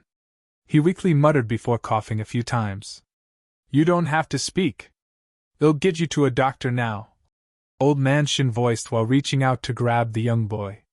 He, cough, cough. Bruce's light laughter caused Old Man Shin to pause for a bit. IFO, odd back th. His time. He voiced before passing out once more. Old Man Shin's face dropped as he instantly realized what happened here. He's just 13. How could they be so cruel? Old Man Shin suddenly recalled a memory, and his face turned even darker. It's the same everywhere, eh? He was mostly appalled because even when Bruce came back with injuries, it was never this bad. It turned out that when he decided to resist his bullies this time, they decided to inflict even worse physical injuries on him. What Old Man Shin didn't understand was why Bruce would be here instead of back home where he was supposed to get the blanket. Why would he come to school so late? Bah dump! Bah dump! Bah! Old Man Shin's eyes suddenly widened as he noticed something. His heartbeat is slowing. He's dying. Old Man Shin noticed that Bruce's heart was about to stop beating. He was sure that in less than a minute Bruce would be dead. He couldn't imagine how Bruce's mother would feel if she lost her only son. It would all be too devastating. Old Man Shin knew he had no medical aid with him, so it was practically impossible to save Bruce since he couldn't be gotten to a doctor in less than a minute. The timing couldn't be any worse. Old Man Shin said internally as he racked his brain to find a way out. Grrrhbbb. His figure suddenly trembled a bit as he felt something. He slowly held his right hand up. I'm not sure that's a good idea. He tried to go against the thought in his mind. He recalled Bruce's mother pleas before he left the hospital. Please bring my son back. How cruel would it be to bring back her son's corpse? He muttered while slowly lowering his hand. He placed it on an injured area while muttering, Bruce, wake up. The sun had begun peeking out the night sky, slowly chasing the darkness away. However, the slowly rising red sun wasn't the only source of illumination in a particular area. A couple of settlements had been set on fire and everyone around could be seen running helter-skelter in a bid to save their homes. Nobody leaves until you tell us where he is. A group of people in black jackets blocked the natives from escaping. We told you, he's not here. One of the natives cried as he held on to his little daughter. Liar! Bam! One of the men in black jacket kicked the father to the ground and yanked his daughter from his grasp. Felicia! He screamed while grabbing the feet of the man. Bam! Bam! Bam! Bam! Kicks rained upon him from the subordinates of the one holding onto the kid. They soon gathered all the settlement people together and held them captive so they could watch their homes get razed to the ground. Amongst the 30-plus men who were clad in black jackets, one of them who seemed to be a superior had brown trench coat on. His small scar above his left brow making him look quite nefarious. It seemed like there were still a few others in the luxurious hover cars parked up front, but right now the one in brown trench coat seemed to be controlling the black jacket men, wreaking havoc upon the settlement.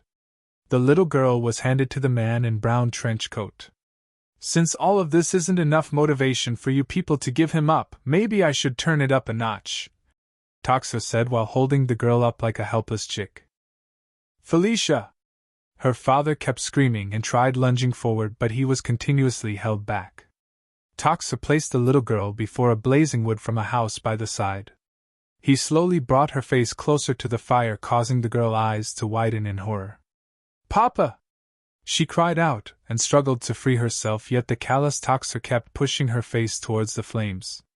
All of a sudden, roaring engines blared loudly across the vicinity, as a group of 12 sped in the direction of the blazing settlement on hover bikes. That's them! One of the biker yelled. Fire! Dildir instantly screamed out. Bang! Bang! Bang! Boom! Kyr! 9:39. In just a moment, the group of 12 began to fire projectiles in the direction of the men in black jackets.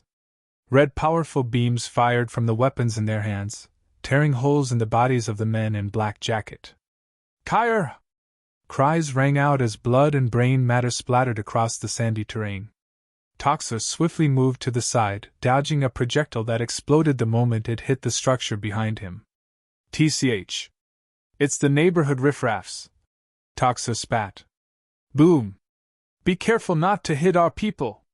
Dildir yelled as they arrived before the settlement and jumped off their hover bikes. In just a minute, more than 7 black jacket men had been down, but this was only due to the fact that they had been taken by surprise. The moment they understood that they were under attack, they armed themselves with more powerful weaponry than that of Dildir and his men. Bang! Bang! Boom! Boom!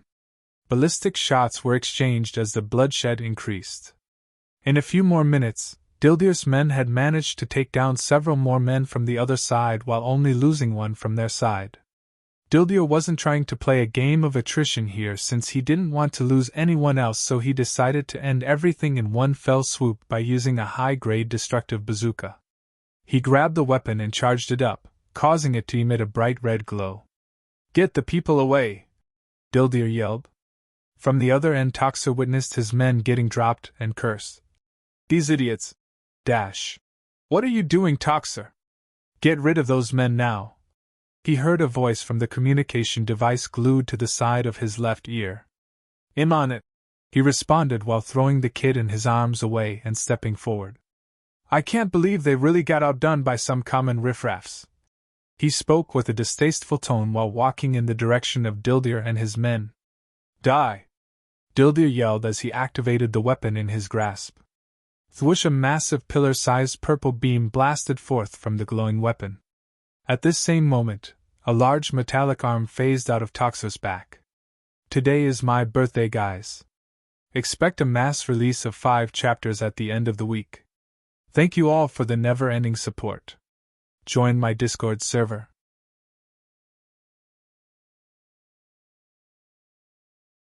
Chapter 1336. What the hell? As thwoosh, a massive pillar-sized purple beam blasted forth from the glowing weapon. At this same moment, a large metallic arm phased out of Toxer's back. The arm drove a fist forward with incredible force, clashing with the beam. Boom! Upon contact, Toxer's metallic fist completely repelled the massive beam, sending it flying back in the direction of Dildir and his men. Oh shit! Boom! A loud explosion rang out up ahead as Dildir's men got blasted sky high, across the vicinity. A large hole was instantly formed in the sandy terrain up ahead due to the destructive force of the blast. This attack was all it took to lay waste to almost every single one of them. The metallic fist protruding out of Toxer's was steaming red at this point, but there didn't seem to be any issues as he stepped forward till he arrived before Dildir. Mix that blood. Dildir coughed out blood as he stated with a weak tone. Toxer grabbed his head with the steaming metallic hand, causing a part of Dildir's face to burn as he got lifted up. Ah! Dildir cried out. You're their boss, right? Once you die, it'll kill every single one of the people you fought to protect, Toxer stated with a bloodthirsty tone. It'll kill. Dildir struggled to talk as he kept coughing out blood. Shut up and die, Toxer spat before throwing Dildir up. Dildir's body ascended across the air and began to drop after reaching a particular height. At this point, Toxer's metallic arm was arched to the back while his hand tightened into a fist. He swung the large metallic fist forward, in the direction of Dildir's descending body. He had properly calculated the timing so that his fist would smash into Dildir's face and crush his skull instantly upon impact. YYSSS, before this arc could completely decimate the battlefield again, Captain Vilax appeared before the rest of it. Bang! He placed both arms before the massive red arc and dark arrows began to appear all across it. Vilax is going to be a problem, Gustav muttered the moment he noticed the arc had been stopped. Vilax slowly joined his hands together, and upon performing that action, the massive red arc of destruction shrunk. I do not need to inform you that your days are numbered. Captain Irond appeared behind Gustav in midair like a puff of black cloud. Sweetie Eye, Captain Irond reached out to grab Gustav and held him in place. No, Gustav voiced while Vilax pushed his hands forward. The reddish arc went sent back in Gustav's direction, increasing immensely as it shot towards him. But yours are. Gustav grabbed Captain Iron's arms while increasing in size and proceeded to fling him in the direction of the oncoming massive reddish arc. Bam! Gustav landed on the ground and dashed towards the left while the arc rammed into Captain Iron's figure, sending him flying across the battlefield. Bang! The reddish arc of destruction vigorously slammed into the barrier Gustav and Rhea constructed around the medallion, causing it to quake. Gustav, on the other hand, charged towards the participants the moment he landed while conjuring massive red sickles. The captain of the Gunderbolts was holding onto some greenish ribbon-like weapon, which she swung towards Gustav the moment he arrived before her. Gustav grabbed one of the massive red sickles in midair and hacked down at her figure. Swyish, the ribbon collided with the first red sickle and turned greenish before sending off a powerful explosion. Gustav had vanished and reappeared behind one of her subordinate. He slashed at the back of this Gunderbolt with another sickle, spilling blood on the battlefield. Gustav had gotten surrounded in just a moment again, as many of the captains tried dealing with him. The red sickles floating in midair swung around him, slashing at their figures very quickly. It looked like a blur of reddish blades whirring around Gustav's figure like chopper blades ag this moment. Only faster and more powerful. Bam! Bam! Bam! Bam! Bam! Lightning Blitz has been activated. His figure turned into a lightning streak before he was caught in an inescapable entrapment, and he reappeared on the other side of the barrier. He is too fast. We need to find a way to trap him. The captain's voiced with looks of frustration. No, we need to destroy the barrier. That's the only reason he is out here, to deter us. Captain Vilax yelled. It seemed like the western part of the barricade got a little breathing space after Gustav appeared on the other end. The other end had been raining attacks on the barricade when Gustav was busy dealing with the other side. With his sudden rampage, he had truly taken a huge load off the barricade. However, Gustav was still one person going against 3,000 participants. He couldn't deal with every single one of them at the same time. About 8 minutes had passed since he started his rampage, and he had successfully put many of them out of commission, but it still wasn't enough, especially since he avoided the much stronger opponents to deal with weaker ones first. It's Captain Crimson! One of them yelled the moment Gustav appeared on the other side. Gustav had become a wild force to reckon with since this challenge began, and the participants understood what his appearance meant. Whoosh! Gustav's figure blurred and he reappeared before an Oxlurkic who had the hole in his chest gleaming with a dangerous scarlet light.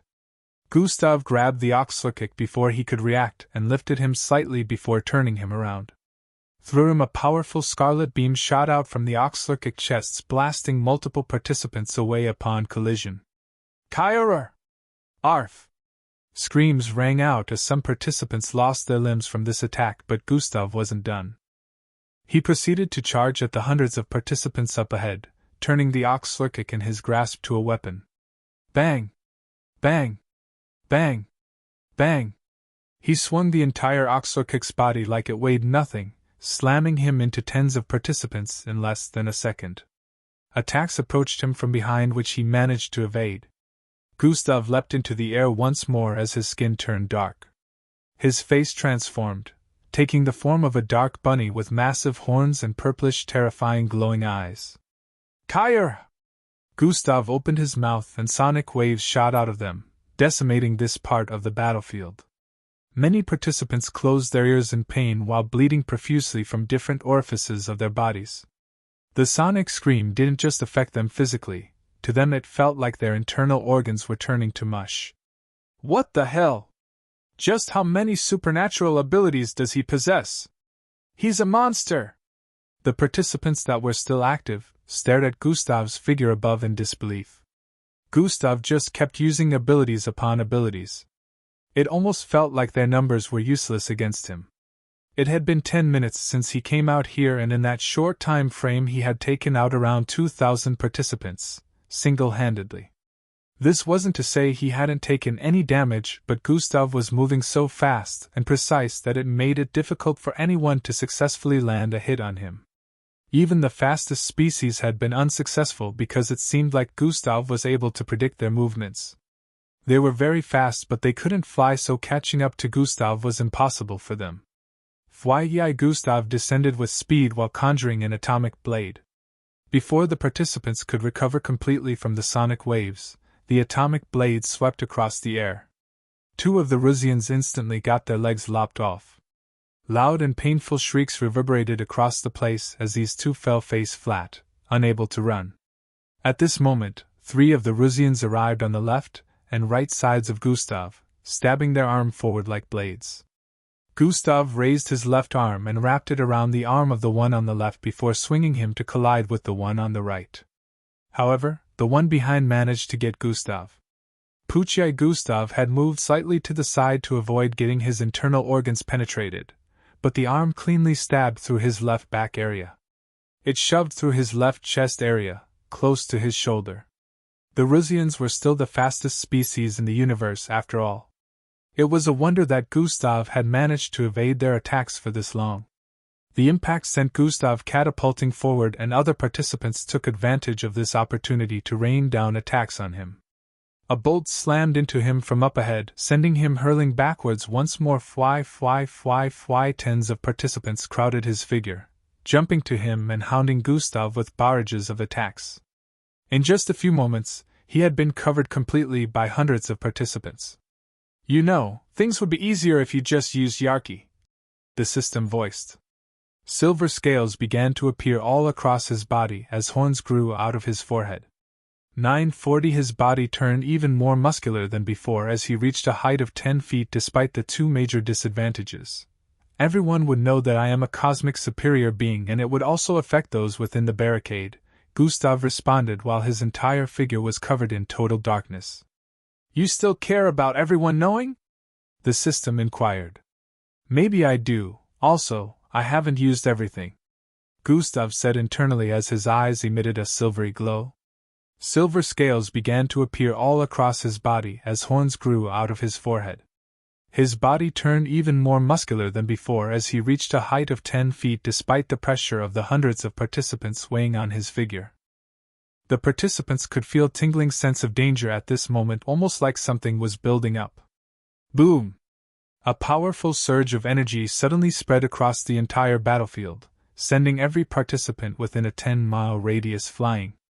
Ultimate combination has been activated. Gustav's figure ascended into the air with the participant in his grasp. He proceeded to throw the helpless participant downwards after ascending to a height of 5,000 feet. Bang! Gustav dove forward to deal with the rest of the participants around. Swaya-boom! He suddenly paused as a loud explosion rocked the battlefield from far behind him.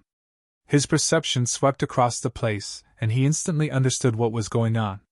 "They got in," he voiced with an alarmed tone before turning around and flying towards the west side of the barricade. At this moment the screens above displayed that only 2 minutes were left before Red would successfully capture the medallion, but some of the participants from other colors had managed to break through the barricade. Swoosh! Gustav descended upon the west side of the barricade to spot a massive hole where the Iros silk was supposed to be. Bang! Bang! Bang! A battle had already ensued within the barricade. He immediately spotted a figure up hundreds of feet up ahead in green vest who was inches away from making contact with a piece of the medallion.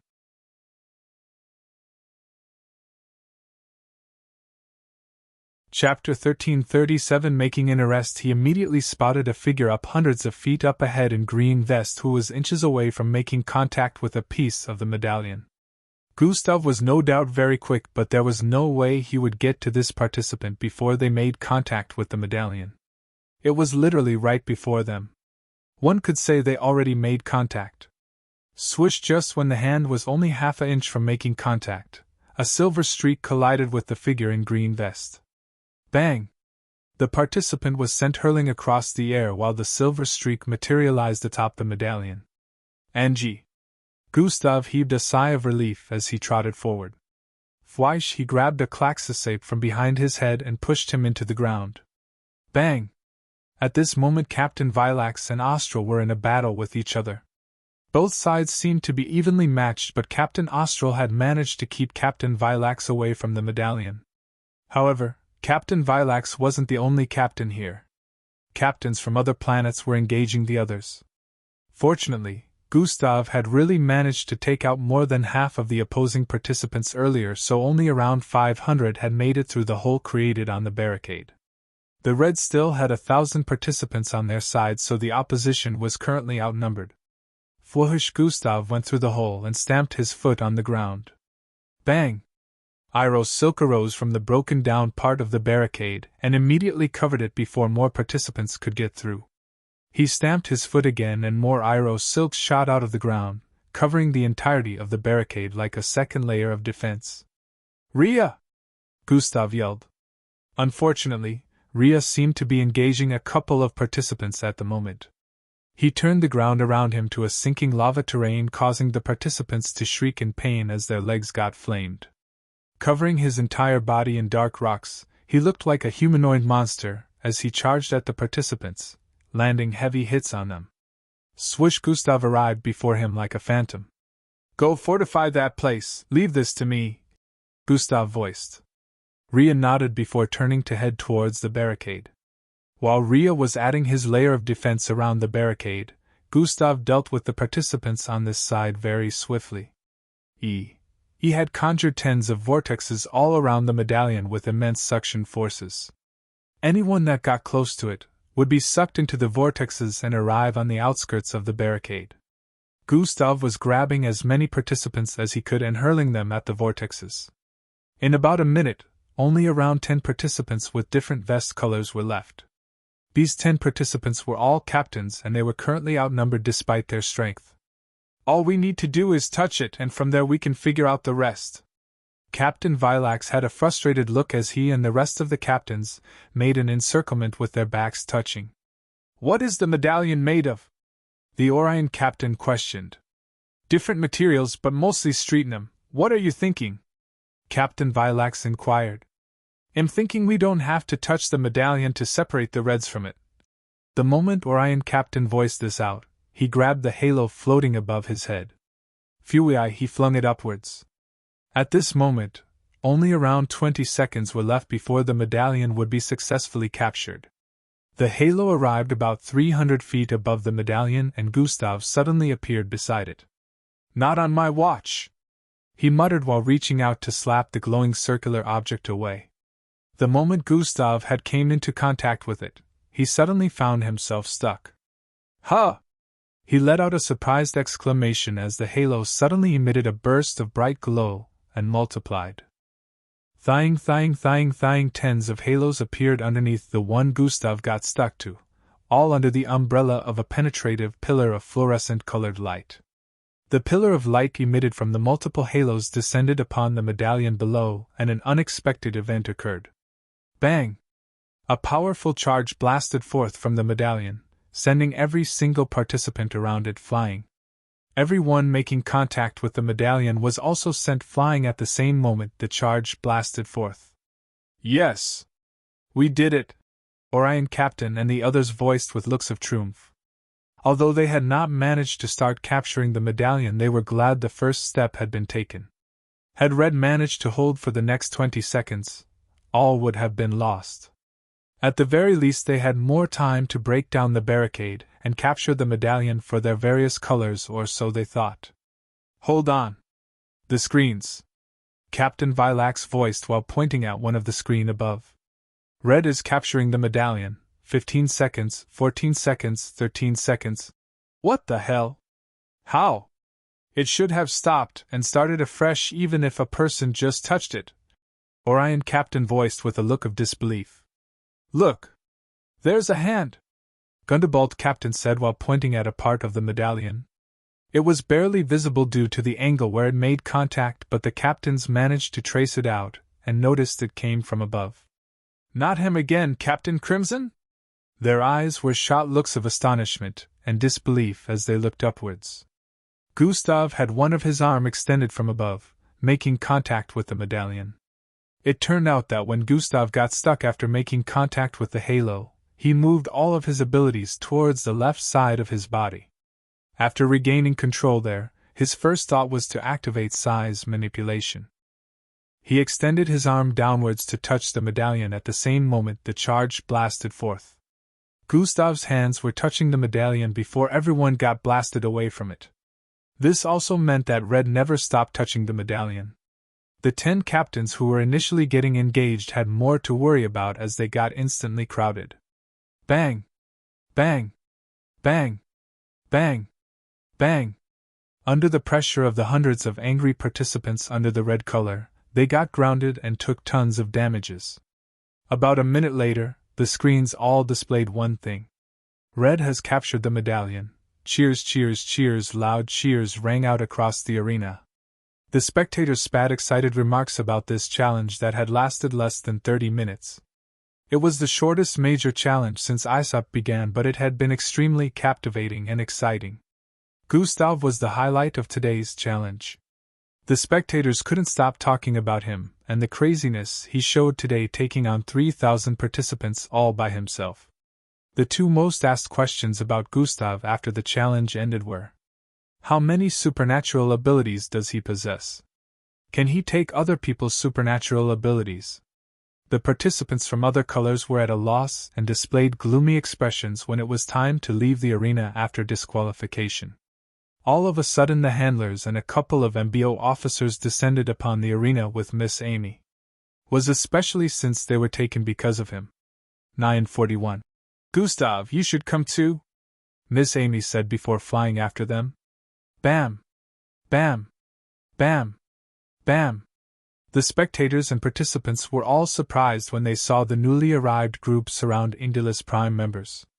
You're coming with us, one of the handlers voiced to the captain. Why? Captain Iron questioned with his dark eyes deepening with shoddiness. Vi crush Insa, Miss Amy stated.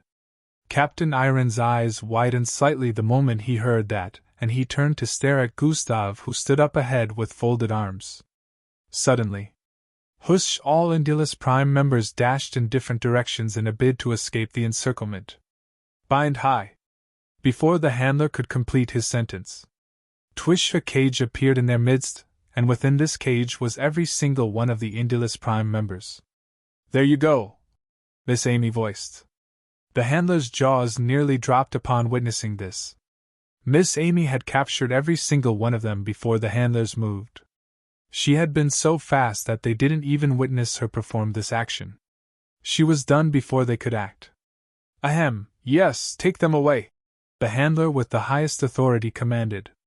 The handlers wasted no time taking the Indulus Prime participants away, leaving the entire audience in confusion. They soon noticed that the Indulus Prime spectators area was void of any Indulus Prime species as well. What is going on? A lot of them had this question on their minds and even voiced it out, but only Gustav knew what this was, especially since they were taken because of him. Gustav, you should come too, Miss Amy said before flying after them. Gustav nodded before turning around to face his teammates. What is that all about? Angie asked. What I've been spending time investigating, and the reason I got here late today. Gustav's last sentence hinted at the rift that appeared above the arena. Tier 1 privilege is now available for purchase. Join my Discord server.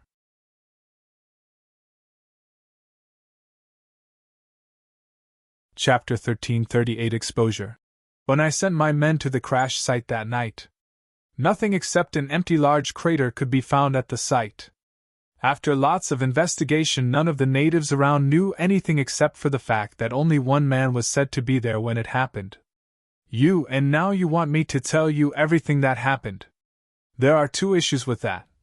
Old Man Shin held his chin with a reminiscent look. First, it isn't what you think it is. Old Man Shin paused after speaking. What is the second? Falkhorn inquired. They'll tell you after narrating a little backstory so you can understand, Old Man Shin said with a smile. 6 months ago. Planet Vespa is in view, but with a lot of functions damaged on the ship, it's going to crash into it. Within a massive sphere-shaped spacecraft with a large silver X design on it, a man with dirty blonde hair and bushy beards could be spotted. He stood in the control room with intense eyes while glaring at the yellow and blue-colored planet that seemed to be growing closer in view. Finish computing and compressing 99% of your essence into the seed. Make sure you plant it the moment you land. A feminine voice resounded loudly within the control room. You won't be active till I regain my essence and claim the ancient hourglass, right? The dirty blonde-haired man with bushy beards questioned. Yeah, you will also lose majority of your abilities, so when you assume a different form, prepare to be stuck with it till you get your essence back. From outside, the spacecraft had caught on fire since they had just broken through the first layer of the planet's atmosphere. SSS. What I've been spending time investigating, and the reason I got here late today. Gustav's last sentence hinted at the rift that appeared above the arena. Everyone was curious about what happened, especially since Gustav couldn't be found on the planet. They were even more curious now since they could see that it was related to Indulus Prime. They'll tell you guys all about it when I get back, Gustav said to them before ascending into the air. Though he disappeared into the distance in the next moment, leaving everyone else to deal with the press and reporters ready to question the winners of today's challenge. As expected, Earth representatives and other planets' representatives who were all under the red color had been surrounded by reporters and cameras. Dash. How do you feel after winning? Dash. Did you know that Captain Crimson was capable of stealing supernatural abilities? Dash. Is this performance to be expected at the final challenge? Dash. What are Earth's chances of winning ISOP? The reporters threw out questions in quick successions. Handler 1 didn't address the arena after the challenge ended, unlike how it would usually be today. Everyone felt this must be due to the fact that the next challenge would also be the final challenge. Maybe the handlers were choosing to not say anything for now to increase the suspense. The spectators on and outside of planet Osius, as well as the participants, were extremely excited for what is to come. ISUP had began with nearly 3,000 planets, but would be ending with only 50. 1,000 participants representing 50 different planets would be participating in the final challenge that would determine the champion of this ISUP edition. Nightfall soon arrived and Gustav sat in the main room of the Earth's accommodation quarters with the others. Everyone sat still and stared at him with attentive expressions. So, you were gone for the entire night because you infiltrated Indulus Prime accommodation area? He asked with a look of dumbfoundment. Yes, Gustav answered. Why did you do that? Matilda inquired from the side. You did mention that it was the reason you got to the challenge late, Angie said with an expression of curiosity. Indeed. Let me tell you guys about how this all started. Gustav went on to narrate how he started suspecting that Indulus Prime members were up to no good since Falco's situation began. He explained that he had been on them for over a month and spent a lot of nights out spying on them. Of course, he made sure they were never aware of this. The Indulus Prime spectators are all puppets. They're not real living beings, Gustav revealed. What? How is that possible? Fildhor asked with a look of disbelief. Well, get to how they pulled that off. Gustav responded before resuming his narration. He went on to mention how he suspected they might also be linked to Falco due to the similar dark abilities, and also suspected that they had ulterior motives since they weren't participating in ISOP to win. He finally got to the part where, after weeks of planning and getting a few tips from Endrick about their movement, he infiltrated their accommodation area. Their accommodation area happened to be a dark dimension that existed outside of planet Osius, which was also why no one was able to sense his presence on the planet. The darkness eats at your sense of direction and is also a space that repels living creatures. It expands to the wish of the owner, who happens to be Captain Irond, or should I say Vikrashinsa. Gustav's narration would occasionally cause their face to twitch in disbelief and discombobulation. It turns out that Falco is some sort of successor in where they originally come from. Gustav had a troubled look upon getting to this part. Successor? Successor of what? Eldris and E questioned at the same time. I know this is going to be hard to believe, but Falco is not from here, Gustav revealed. Not from here? Is he an alien? How does he have a bloodline then? Matilda and Angie inquired in successions. He was no doubt born on Earth, at least I think he was. However, his true identity is something different. He is not an alien, but HR is not of Earth either. He is to succeed a person Captain Irond and the others refer to as the Lord. Gustav gave a brief explanation. I don't understand. How can he not be an alien if he is not from here? He asked once again. I can't explain it either. I didn't get more information. All I know is, Captain Irond is from wherever Falco true origins with the crown lies. I heard them speak about taking him back after achieving their true objective for sending Captain Irond here. They are aware of what he is currently experiencing. Gustav voiced lengthily. If Falco isn't their true objective, then what is? Eldris questioned with a calm but curious tone. Me, Gustav revealed. Huh? Why would they be after you? Angie questioned with a worried tone. Because I am the outworldly. They are after the outworldly, and once they found out it was me, they began to make preparations according to their original plans. Gustav answered. Outworldly? What the hell is that? Face lit up with confusion. All I can say about that is, it's some kind of title which threatens their existence. Gustav replied. So they sent them here to get rid of you? Eldris asked. Something like that. Also, it's not of them, It's a single person, Gustav pointed out. What do you mean? Matilda eyebrows furrowed. Indulus Prime members consist of just a single person. Captain Ireland. The others had never looked so confused before. Hearing Gustav say this made no sense to them until his next sentence. All other 19 Indulus Prime participants are clones of Captain Ireland. What? That is insane. I think my brain is falling apart 'cause I can't wrap my damn head around this. Angie, Matilda and E voiced one after the other. Gustav went on to narrate how he discovered this last night, since he took the form of one of the clones without realizing it was a clone. The one known as Prime Vessel G had given it away. He was uncovered very quickly, even though he did manage to get some information. The group now understood that they didn't know Gustav was in their midst at first, and even after figuring out that there was an infiltration, they still had no idea it was Gustav due to his shape-shifting. Gustav got to the part where he struggled to escape the dark dimension after getting discovered, and how he stole memories from one of the clones, which in turn helped him in discovering more about their plans. The real Indulus Prime species were wiped out, Gustav revealed. They wiped off the whole planet just so they could put puppets in place and successfully participate in ISUP to get to me. The plan was to open a small gateway to their dimension that would suck out my essence as the outworldly, so I would no longer be a threat to them. They needed to identify first before they could put their plans in place. Gustav went on to mention the symbols they had drawn all across the arena.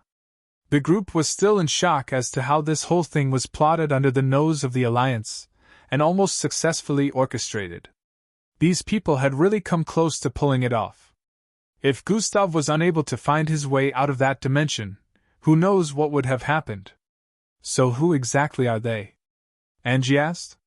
They call themselves vessels. Captain Ireland, whose real name is Vikrush Insa, answers to someone known as Prime Vessel G. There must be an hierarchy of sorts where they all answer to the one they call the Lord, who might also be Falco's true father. According to the memories, that person they call the Lord has somehow tampered with this dimension. Gustav had a look of contemplation as he voiced out. Everything wasn't clear to him either, but one thing he knew was, only the system and Husarius were aware of him being the outworldly. For beings from another dimension to be aware of that term, it could only mean one thing: they were linked to whatever was coming. Maybe it had to do with their Lord. I have to question them personally, Gustav decided. Don't. The more you know, the faster it approaches, the system voiced internally. What? So I was right. They are linked to it. Why didn't you tell me? Gustav questioned internally. You were supposed to discover it yourself, hence the 2 weeks quest. The system responded.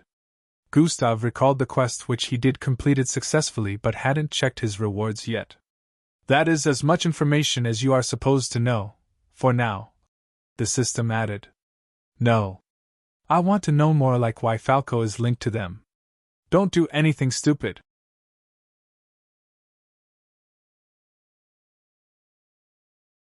Chapter 1339, Chapter of Suffering. Don't do anything stupid. Watch him. Man, I am still so confused about this whole thing. Like, what the hell is an outworldly? Why is Falco involved? How the fuck is he not of Earth but also not an alien? If these niggas are from another dimension, then what is their business with ours? How are you a threat to them? My brain's about to melt like jelly. He looked like smoke was about to evaporate from his head. Everyone had the same question in mind and turned to face Gustav, hoping he would answer all of them. I don't know what to tell you guys. All I can say is, these people don't have good intentions for us, and our universe would face peril if they were to successfully get rid of me now, Gustav said while shaking his head slightly.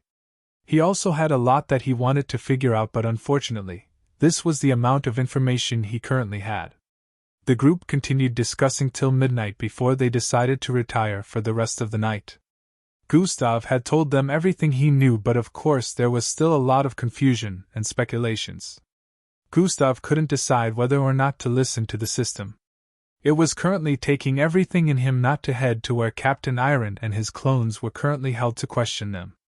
Gustav sat on his bed and stared at the system notifications before him. Quest successful. Uncover what the Indulus Prime participants are up to. Rewards, plus 10 million EXP. Squinting Eyes Face, Atomic Manipulation Bloodline has been upgraded to Grade A. Squinting Eyes Face, plus 200 Charm. Not bad, but charm seems like a waste, Gustav voiced while standing to his feet. He moved towards the spot with a mirror and checked his face. There were visible changes to his looks. Gustav's jawline looked a lot more chiseled and well-defined than before. To add to this, his skin was so smooth and milky-looking, one could mistake it for that of a female if they touched him. He was starting to look a little feminine with very attractive lips and streamlined nose abridged his face. His eyes still remained deep and cold, but he was a whole level more attractive than he was before. Gustav would most certainly be mistaken for a model celebrity if he walked into somewhere with his current looks. Being a male prostitute would suit you, the system voiced. I have more things to worry about right now than prostitution, Gustav stated in response before walking away from the mirror. Why do you think charm is useless? It could help you in unexpected situations, the system questioned. It's not like other planets' standards of beauty are the same. I may look good to an Earthling but look ugly to a Klaxosape, not in this case. You will look good to any species because charm is a universal stats, the system responded. Can it help me save Falco? Or bring Timmy back? Gustav asked. No. Then it is useless, Gustav added before taking a seat. How long till disqualified planets begin leaving? Gustav asked after a brief silence. Some leave immediately, some are waiting till ISUP ends, but I know why you're asking, the system replied. They're still undergoing medical procedures, so they will be here for a while, the system added. Good, now the games can begin, Gustav muttered with a cold tone. The night went by very quickly and the next morning arrived. Everyone still discussed how the last major challenge went. Earth and Gustav remained one of the major debates amongst these discussions. Some were wary of Gustav at this point, and wondered if it was okay for someone who could take others' supernatural ability to be allowed free will and movement. They didn't know if this power affected aliens or was only capable of affecting mixed bloods, but they were still concerned. Others could care less and only spoke of Gustav reverence. A lot of them who were aliens had developed a great amount of liking and respect for him. Stories about him began to spread everywhere. His accomplishments as an MBO officer even before ISUP began. Rumors about him being a cosmic superior being had also started escalating. Cosmic superior beings were extremely rare to the point that the last time anyone ran into one was over 200 years ago. It was unknown how many cosmic superior beings existed at the moment, but it was estimated that there might not be more than 10 of them in this vast universe. A new cosmic superior being was unlikely, but based on everything Gustav had done so far, a lot of people believed the rumors. This was happening despite the fact that Gustav had used Yarki at a moment where time was being manipulated. No one except people like Miss Amy should have been able to witness him use it, and yet the rumors had spread. Still, there was a lot of back and forth, especially with many people saying, if he was a cosmic superior being, he wouldn't even need to fight. There was no doubt that Gustav and the Earth would be a topic of debate for the next couple of days unless something else arose. In an ISUP medical center, a group of 5 people laid on a bed of sorts. These 5 were positioned close to one another, as they seemed to be suffering from the same ailment. They had wrinkly transparent skins and very thin figures. Their limbs were bent like they were elastic due to how extremely thin they were. It seemed like they were very old beings. Technological medical equipments were strapped to their bodies, seemingly preventing them from kicking the bucket. An Ozus in red medical outfit walked in and began examining these beings one after. How are you feeling? Much better? She questioned. I am trying, doctor. My back aches and I feel joint pains. The wrinkly being the other. It seemed to be a female Ozus. She spoke to them one after the other with a kind tone, asking how they feel and generally showing concern. They answered one after the other, and she did her examinations till she arrived at the last one on the far left end. How are you feeling? Much better? She questioned. I am trying, doctor. My back aches and I feel joint pains. The wrinkly being answered feebly. Sorry about that, I will administer a drug that will ease your pains, she said while whipping out a massive tool that looked like a syringe. Thank you, doctor. The moment he uttered these words, he suddenly felt a small sting. Document. Tor. He voiced weakly while looking up at the doctor, who displayed a sinister smile after stabbing the syringe-like tool into his wrinkly arm. He caught a glimpse of the purplish liquid the tool held before it completely penetrated his body. It hurts. It was at this point he realized that this wasn't the doctor. A sharp pain assaulted his senses as he felt a burning sensation spread across his body. Arf! He yelled in pain while the doctor quickly covered his mouth. Wobble her! His entire body shook as he experienced pain unlike anything he ever felt before. I told you I'd make you suffer, he. The doctor whispered in his ear while covering his mouth. His joints were flaming, his skin felt like it was getting sliced through and pepper was being added. It seemed like hot rod was moving through his belly, and ultimately the feeling of all sorts of pain interlined. This is just the start. I will come every day, watch out. I could be your doctor, your teammate, your brother, your father, or even your uncle. I could be anyone, so make sure you fear the approach of any soul regardless of who it might be. Remember today and cry in dread any time a person gets close to you. I am everywhere. The moment the doctor finished saying this, she let go of the sickly being who kept trembling intensely in pain and fear. Earth! Oriman yelled in pain once more, but the doctor turned invisible and completely vanished before anyone could come check on them. Arf! It burns! It burns! He kept yelling while the real medical officials trotted into the room with expressions of worry. You sure are having fun, the system voiced in Gustav's mind after he reappeared within his room. Only fair to make him suffer enough before sending him to join Timmy. A good tribute too, Gustav responded while his figure transformed from an Ozus into his original look. Well, it does seem like there is no point in trying to win the case anymore since they already got disqualified, the system voiced with a tone of understanding. It was indeed as the system said. The Zionses got disqualified along with every other planet under a different color than red. Now that they were disqualified, Earth could no longer take up the case of trying to prove that the murder had been intentional and not accidental. The point of all that was to get them disqualified in the first place, and now they were. Join my Discord server.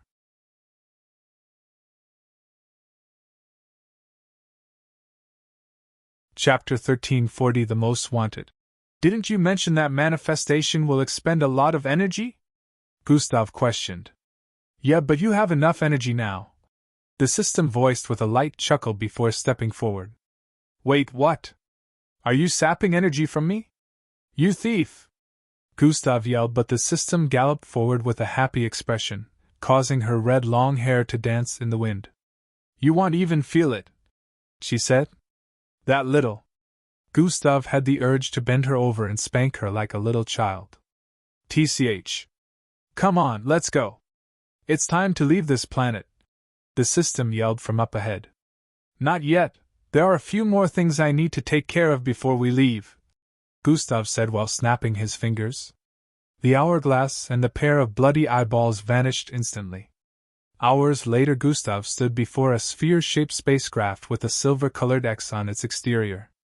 This spacecraft was the size of a building, but its shape made it seem as though it could fall at any time. A teenage girl with an extremely cute face but expressionless face walked out of the spacecraft. It's all ready to go now, she voiced as the blowing mild winds caused her blood-red hair to sway from side to side. That was fast. It took a lot of damage after our fight with the Texi crew. Good thing it was reparable, Gustav said with a tone of relief. Did you finish taking care of your business? THS system asked. Yeah. I can leave this planet Vespa in good faith now, Gustav voiced while reaching down to grab an unconscious female figure on the sand. Are you really bringing her with us? The system inquired. Yes. After I free her, if she chooses to return to this planet, I'll send her back, Gustav responds while walking into the spacecraft with the unconscious female figure on his right shoulder. You might be putting her in jeopardy by having her come with us. You're wanted, remember? The system didn't seem to agree with Gustav's decision. So long as I don't use my cosmic superiority, no one will be able to locate me, Gustav voiced after walking in. Ting ting ting ting. THS lights within the spacecraft came on as footage of the world around them got displayed on the internal walls of the spacecraft. Didn't stop them the last time, the system reminded. Only because my face was spotted. I learned from my mistakes, Gustav stated. Clearly you don't. Relax. No matter how many of them come after me, they'll fail. Gustav cut the system short before it could say anything else. I am already on the power level of an alpha, remember? He proceeded to drop the unconscious feminine figure and strap her to one of the seats. Strap in. We need to rendezvous with Matilda at the Teravian Star, Gustav said to the system before taking a seat before the control panel. We're 3 weeks late, the system voiced from behind. Yeah, but it's not like we had any other choice besides genocide. Gustav pulled a lever and the spacecraft began levitating. After pushing a couple of buttons, it rose into the sky and streaked out of the planet's atmosphere at very quick speed. A bluish hole opened within the invisible barrier surrounding the entire planet, and they flew through it, disappearing into the intergalactic space in only a few seconds. They began journeying through space again for the first time in 6 months. Gustav stared at the coordinates and calculated the amount of time it would take them to get to the Teravian Star. With the use of illegal wormholes, we should get there in no less than 8 days, Gustav announced. If you weren't so soft, maybe we'd be there by now, the system said from behind. Just because Earth abandoned the humans and native species in planet Vesper to cater for themselves doesn't mean I would slaughter them all. They're not responsible for the ancient hourglass hiding itself in the core of their planet, so they don't deserve to be punished for it. Gustav shook his head. What would you have done if Endrik told you that was the only option? The system inquired. Gustav paused for a bit. This whole mission to retrieve the outworldly sacred items so as to prepare him for what was to come had began since. Endrik had acquired one in the past, but to make things quicker he informed Gustav of where one of them would be located. Endrik was on a mission himself to acquire a different one, so he left the ancient hourglass to Gustav. There were so many problems attached to that. Some included the fact that Gustav had become a most wanted fugitive across galaxies, so he had lots of people looking for him. Aliens and Earthlings included. The second issue happened to be with the location of the planet and its origin. It was a planet that got colonized by Earth centuries back but eventually got abandoned after a great war. The planet got sealed, restricting entry and exit, so every single Earthling who was there at the time was unable to leave. There were more of humans than any other species there, which was why mixed bloods were extremely rare. On the bright side, Gustav had a way to bypass the seal, but he would have to be very careful not to attract the attention of everyone who was trying to get him. The third issue with the fact that Endrik informed him of only 2 ways to retrieve the ancient hourglass. One was to destroy the planet where it was located and acquire it. The second was to input his essence into the soil of the planet through a weird technique, and after doing that, his essence would make its way to the planet core by itself. When the ancient hourglass recognizes the essence to be that of its master, it would naturally get attracted to it, and they would merge. After merging, they would return to the surface together and Gustav would be able to acquire it. The latter was the option Gustav immediately chose, as he wasn't interested in causing genocide. His reputation was already bad enough as it is after what happened 8 months ago. The only problem with the latter option was it could take as long as 5 to 7 months. One thing that Endrik mentioned was that Gustav would be able to sense it when they were closing in on the surface. His abilities would start to return. Fortunately, things went well with Gustav adopting the identity of Old Man Shin, a character he played well for up to 6 months. I would have found another way, Gustav said to the system after the brief pause. He recalled every single person he formed a connection with on planet Vesper and decided they were worth saving. No, whatever, the system stated while rolling her eyes. Are you really going to help Matilda save her princess planet? The system asked after a brief silence. I did make a promise to her, so I might as well fulfill it, Gustav responded. Earth doesn't interfere in interplanetary war, but it should be fine since I am now an outcast. No better time than now to interfere, Gustav added. We really don't have time for pit stops like this.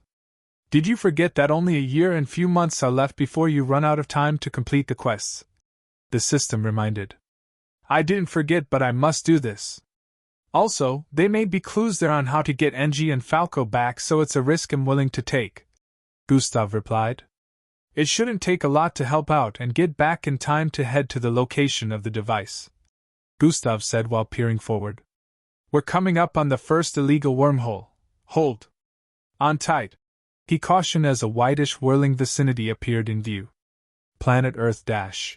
The last he was spotted, his spacecraft was closing in on the Invria Noop galaxy. Dash. That was around 6 months ago. Dash. We have sent forces to comb through both the outskirts and within the galaxy, but to no avail. Dash. There have been no new reports since then. Dash. It is useless to mention it since he must be far gone from there by now. Within a large boardroom, a group of people in MBO uniforms could be spotted around a large table. A floating holographic projection displayed different images of multiple locations in space. We're getting nowhere with this. The longer this takes, the stronger he becomes and the tougher it gets to capture him before any of the other alien forces across the universe do. A male MBO officer with a mohawk style and closed left eye spoke. Maybe we should interrogate one of his close friends again, one of the officers around suggested. That would be another waste of time, but it wouldn't be bad to have one of them in the meeting. Since they were so close, he should be able to understand how Gustav Crimson Mind works and may predict where he might be heading. The MBO officer with a mohawk rubbed his mustache as he spoke. Bring in Officer E.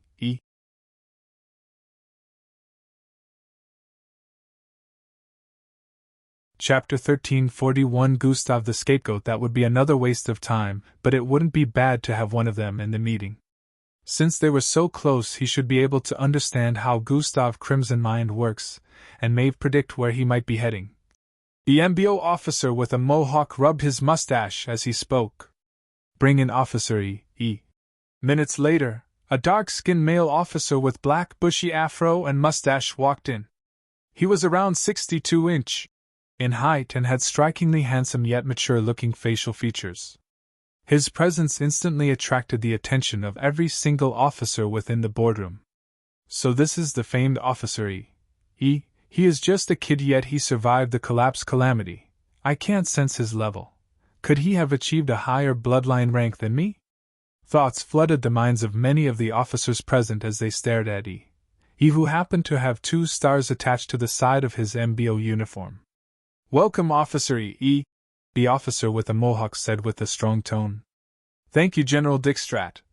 He nodded with look of respect. Let's get straight to the point. We've been stagnant in finding Gustav Crimson for the last 6 months. His last sightings were somewhere on the outskirts of Invria Noop Galaxy. Every search had been futile since then. No traces of him, General Dickstrat explained. Let me guess, you need my help finding where the fugitive may be located.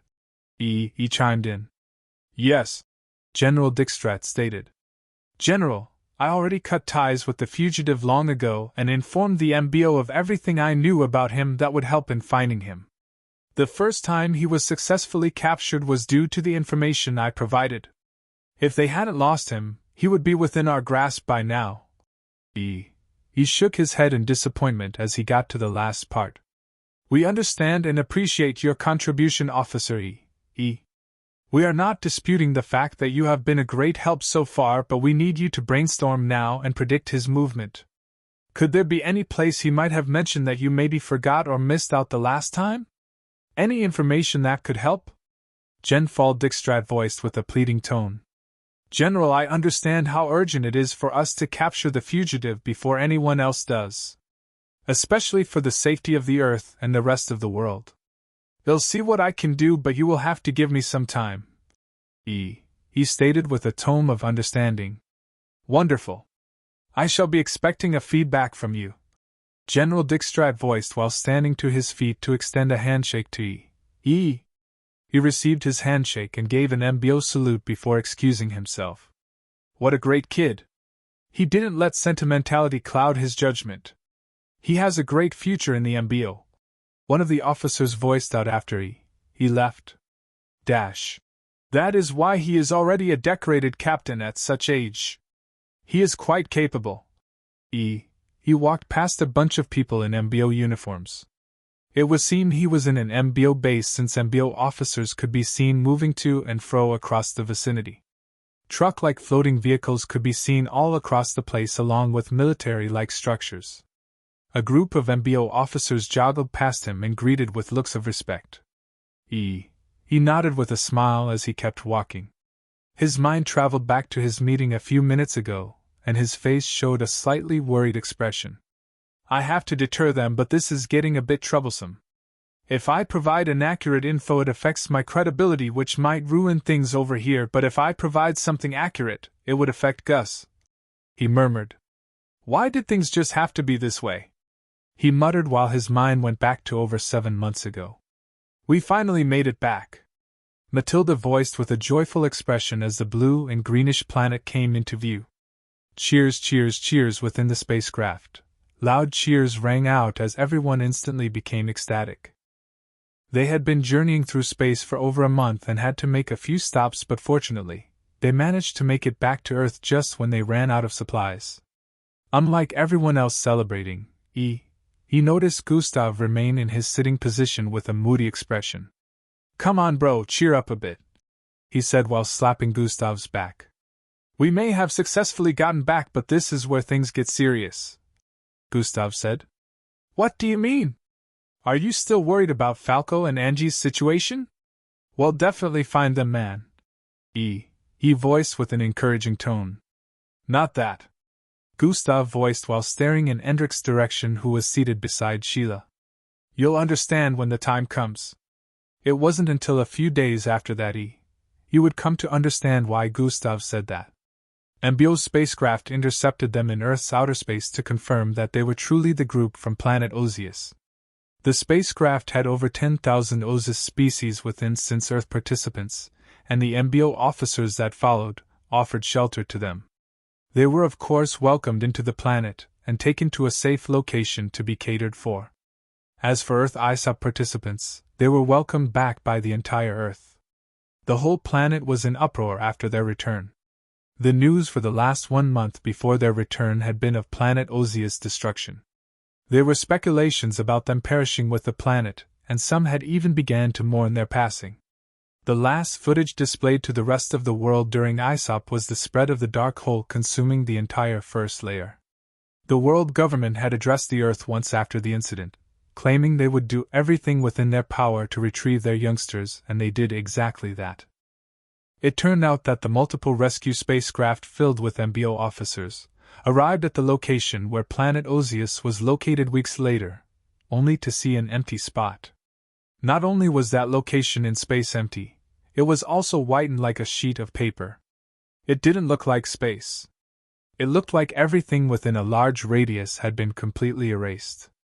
To make matters worse, the Earth participants were nowhere to be found and their spacecraft didn't appear on any of the radars. The world government was eventually going to announce the loss when they suddenly appeared over Earth in outer space. Few days into their return to Earth, they were kept under surveillance to be catered for and to undergo proper checkup. Everyone had their families coming to visit in the facility where they were kept except for Gustav and Endrick. Gustav was kind of moody during all of this and less talkative even when his friends tried to get him to cheer up.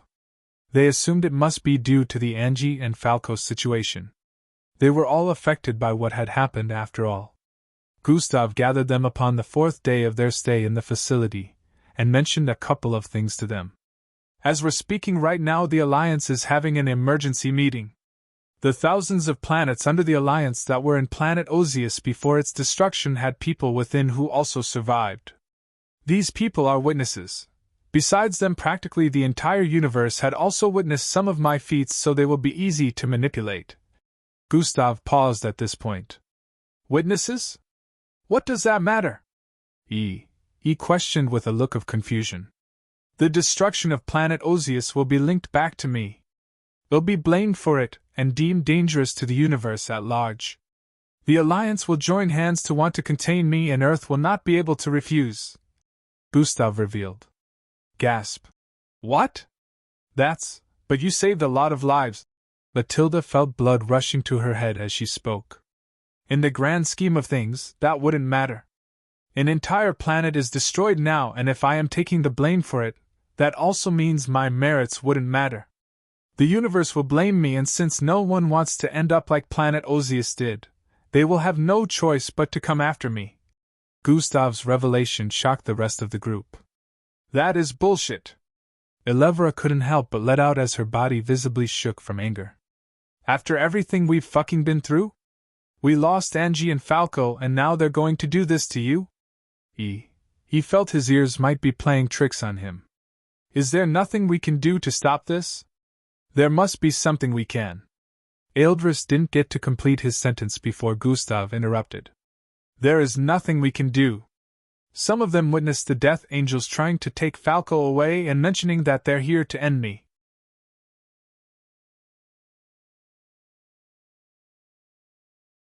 Chapter 1342. We can take the fight to them. There is nothing we can do. Some of them witnessed the Death Angels trying to take Falco away and mentioning that they're here to end me. Even if that isn't enough to put the destruction of the planet on me, with the power I displayed during ISOP, a lot of them are scared of how I will turn out if I am allowed to continue growing without hindrance. People fear power that is beyond their control. Some of them would also want to acquire me and slice me open to see how I tick. This is the perfect opportunity for them to place a moral reason on wanting to capture me, since they have to hide their innate desires. Not like I didn't predict that this would happen one day. What I didn't expect was for it to be the entire universe. The same universe I am burdened with the task of saving. Gustav let out a self-ridiculing chuckle. The only reason they haven't come at me yet is because Miss Amy is still around. Once she leaves, they'll push forward, Gustav added. Why don't you tell her so she can protect you? Sheila inquired. No. It's better if she doesn't get involved this time. Gustav shook his head. I will be long gone by the time they label me as wanted, so no worries, he added. We're coming with you.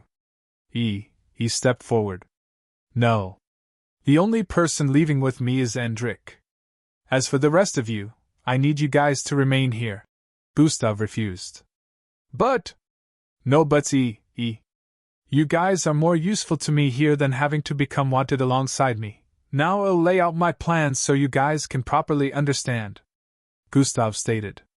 Now I gotta act as the betrayer to become the most trusted MBO officer and further my ranks. This is bullshit. Gustav shouldn't have to run. He couldn't help but grit his teeth in anger as he thought. Everything happened just as Gustav told them a day after. The same Earth that Gustav had saved more than once turned against him completely the moment they heard he was responsible for the destruction of planet Ozius. Those bastards couldn't even give him the benefit of the doubt. Do they even deserve to be saved? He wondered out loud as he paused his footsteps. The group was aware of the premonitions now, and the Alliance was working to uncover the truths behind what was coming. Gustav couldn't even rely on Miss Amy right now, even if he wanted to, because she was at the forefront of the investigation. She had left her planet to find more clues. The Alliance also pretty much believed that by capturing Gustav they would be able to get more information and maybe prevent it. For the last 8 months they had not gotten very far with the investigations. Amongst the instructions Gustav gave he to reveal to the MBO, one of them included the 5 premonitions, and how what happened to planet Ozius was supposed to be the second one. At the moment, the world was well aware that a third premonition was coming and would appear at any part of the universe at an unknown time. The questions still remained. Premonitions to what? Who is the enemy? All this time he had been divulging one information or the other about Gustav. Some false to mislead them, and some accurate so his words held credibility. They got close to capturing him a few times due to this, but never did. It was pre-planned, and Gustav was the one who gave he the specific information to reveal, which also made him aware of their coming. All in all, it had really worked out, and he got promoted a couple of times, especially since he was successful in every mission he got issued since their return to Earth. They'll have to contact Gus. He concluded before twirling his middle finger behind his index. For a violet-colored vortex opened up before him, and he proceeded to step in. He instantly arrived on the other side, finding himself atop a skyscraper with the view of a night sky and a glowing city before him. Within an underwater lab research center, an elderly-looking man with a diamond shard embedded into his forehead stood before what looked like a three-wall metallic-looking prison. Beside him were a couple of men in laboratory suits and medical-looking equipments by the side. The see-through armory glass before them provided them with the view of the creature held captive within this structure. It was a pitch-black 10-feet-tall being. Its hollow eyes were eerily gray in color, and the massive 12-inch horns protruded out of its head made it look worse than the devil mentioned in folklore. Despite having an humanoid build, it had claws for fingers and talons for feet. This creature had 3 shackles on each limb with massive glowing white chains attached to them which spread forth in all directions. Any new data? Grand Commander Cheyenne questioned. Yes, Commander, this spectacular specimen you brought to me has opened my eyes to a lot of possibilities. I have sampled parts of its tissue and it is nothing like I have ever seen before. Unlike human, mixed blood or alien skin, its skin possesses minerals that exist not in a world like ours. I wish to extract more, but it is also corrosive in nature, however it can. Dr. Marco focus. Grand Commander Cheyenne cut off the thin and scrawny-looking scientist before he could continue tooting further. Yes, my apologies. Dr. Marco pushed his glasses up with a wry smile. Did you find anything yet that can help determine where it came from? Grand Commander Cheyenne questioned. A new inkling of information we discovered a few days back, Dr. Marco said while tapping on the board before him. A projection appeared displaying the footage of a body microscopic state under the observe ration of high research tech. There would occasionally be a small vibration within the displayed cells. It was very subtle but nonetheless visible in this state. What am I looking at? Grand Commander Cheyenne inquired. For so long, amongst other things, we have been working to understand the reason for this phenomenon, and now we do. Dr. Marco paused for a bit while tapping on the computerized board before him. Another projection appeared beside the initial, displaying something similar but at the same time different. This is a regular person in our world. Do you notice the difference? Dr. Marco questioned. Grand Commander Cheyenne squinted his eyes as he stared back and forth between the two projections. His eyes slightly widened as he noticed the one next to that of the creature and captive vibrated as well, but more in a circular and barely noticeable way. Is there something wrong with that one? Grand Commander Cheyenne asked. No, that is precisely how every one of us here is. We vibrate on the same frequency. That of the specimen is different. It vibrates on a different frequency that is not of our world, and that is why our universe is rejecting its presence, Dr. Markle explained. So now this confirms the speculations about those beings coming from an entirely different world, a different dimension. Grand Commander Cheyenne eyebrows furrowed. This also shows us that the specimen is limited in strength and ability. It should have reduced to nothing already, yet it is still very much alive and kicking, Dr. Markle analyzed. If they were limited, that means without limitations they could have been way more powerful than that. Grand Commander Cheyenne couldn't help but break out a little sweat. How does this help with what we need? Grand Commander Cheyenne inquired with a strong tone. Its dimensional frequency has been analyzed and computed. Since the Grand Commander wants a way of accessing the dimension it came from, what you need do is to get the data to spatial builders. Based on the info in this cube, they can create a portal that would lead directly to the dimension the specimen originated from, Dr. Markell explained while holding out a small black cube. Grand Commander received the cube with a nod of appreciation. Now we can take the fight to them instead of waiting around, he stated. One thing to remember though, Grand Commander, Dr. Markle voiced with a tone of caution. Grand Commander Cheyenne mumbled. If the roles were to be reversed, a mixed blood, no matter how powerful, will find their body collapsing from the inside out. They wouldn't survive for up to a minute in a world that is outside our universe. This specimen is just too powerful and seems to be immune to death. That is why it has remained for months without issues, Dr. Markle warned. I see. How long do you estimate someone on my power level lasting? Grand Commander Cheyenne questioned. At most 6 minutes, Dr. Markle instantly answered. Are you saying these creatures are more powerful than I am? Grand Commander Cheyenne asked.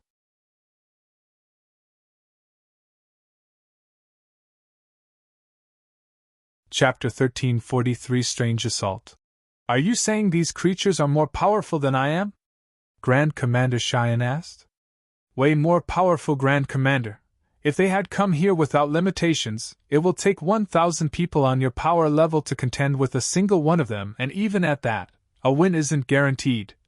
Dr. Markle shook his head. Grand Commander Cheyenne instantly bore a troubled look on his face. On the Earth, there are less than 300 persons on my level of strength and higher. With the Alliance it is much possible to gather that number and more, but needing 1,000 just to contend with a single one of them? Not to mention that we are unaware of their hierarchy, so this being may not even be the most powerful there. While Grand Commander Cheyenne was in his thoughts, an unexpected phenomenon suddenly occurred. Thryuth, a figure's arms suddenly materialized before them. What the? Dr. Markle exclaimed as he drew back. Grand Commander Cheyenne instantly became alarmed and dragged Dr. Markle by the collar before jumping backwards. Thryuth, it looked like the figure was cutting through the air as the rest of its body appeared the moment it drove forward. Then a palpable and incredible overpowering energy suddenly permeated the entire vicinity. Beep! Beep! Beep! Beep! Beep! Beep! Alarms began blaring continuously upon the appearance of this figure, as the laboratory swiftly went into lockdown mode. Who the hell are you? Grand Commander Cheyenne yelled as he subconsciously shrunk back. The figure had a half-white, half-black feminine structure with a horn on the whitish part of her head which curved downwards. A completely whitish eye in the dark side of her face, and a completely black eye in the right. The choking energy in the air was so overpowering that it pushed even him backwards. Dr. Markle had fallen to his knees and was currently gasping for breath. KRRRYYCHHHH cracks began to appear all across the walls and armored see-through glass. I can't let this person cause any damage here and risk freeing the creature. Grand Commander Cheyenne maintained his calm composure while channeling his bloodline. The shard in forehead instantly lit up as he fired an intense destructive beam forward. At the same moment, a massive blade appeared in her right arm which she proceeded to swing diagonally. Swayawai, it was like the entire world got cleaved in two as a searing silver line slashed through the destructive beam easily. Grand Commander Cheyenne's eyes widened as he grabbed Dr. Markle in the last moment before the entire structure got divided into two separate halves from the attack. Grolushful sea waves instantly flowed into the vicinity as cries and yells got drowned out by its intensity. The feminine white and black figure remained in place, unfazed by the intense wave that had just washed everyone away. She turned to stare at the metallic prison where the dark creature was imprisoned and reappeared within. The seawater hadn't managed to flow into this place, so it wasn't drowned out. Just as she reached out to touch one of the shackles, her figure vanished. Flying within the overwhelming sea waves, hundreds of researchers and scientists were getting swept away. Grand Commander Cheyenne was currently holding on to Dr. Markle with his left arm while his entire shoulder from his right, down to his rib cage area was missing. This part of the sea had turned from blue to red due to how Grand Commander Cheyenne was bleeding profusely. Fortunately, Dr. Markle was uninjured. Grand Commander Cheyenne had a dark look as he noticed the ruckus and unstoppable destruction around, with the others getting swept away uncontrollably. His forehead gleamed brightly and a surge of energy burst forth from his figure. The waves around him were instantly pushed sideways, creating a massive hole that extended across a radius of more than 20,000 feet in this part of the sea. All. Plop! Plop! Plop! Plop! Plop! Hundreds of people in lab coats fell from the air and landed on the rough sea bed with expressions of bewilderment plastered across their faces. A few of them had bruises, but overall there weren't any casualties. They couldn't believe their eyes as they stared at debris from the massive underwater laboratory scattered across the place. Sea waves had turned to walls around them as they stood over 30,000 feet below the surface of the sea. It was truly a spectacular sight. "Grand Commander! Are you okay?" Some of them yelled with expressions of concern as they rushed towards the elderly-looking man who had nearly half of his entire body gone. "It'll be fine," Grand Commander Cheyenne said while they helped him up. Core! Dr. Markle coughed out water by the side as took a kneeling position. "The waves will be kept away for the next 20 minutes, so let's get you all out of here," Grand Commander Cheyenne said while signaling at the other MBO officers in the vicinity. The MBO officers, who were guards of this facility, moved swiftly towards the emergency sea rides and submarines which had been covered up by debris from the destruction of the underwater lab. Meanwhile, Grand Commander Cheyenne grabbed a Grade 1 medical pill from his spatial storage and consumed it. His body slowly began to heal up as he stepped forward to look around. "No doubt about it, that person vanished just like I sensed," he muttered with a look of both caution and confusion. He paused after arriving before a massive metallic construct which was the size of a building. The front of this construct had a see-through glass with cracks all over it, and within the construct was a dark creature in captivity. "They didn't come to free it? Then what was the point of the attack?" Grand Commander Cheyenne had an even greater expression of bafflement as he stood before the metallic prison. "We're almost there," Gustav announced while staring at the holographic projection of coordinates displayed. "You gotta go back in," Gustav said while turning around to stare at the system. "What?" the system voiced with a tone of defiance. "You can't transform. You'll ruin the mission before it begins. Go back in," Gustav said to her with a strong tone. "What about her? She can't transform either," the system said while pointing at the blue-haired girl strapped to the seat beside her. "Come on, you're not this stupid.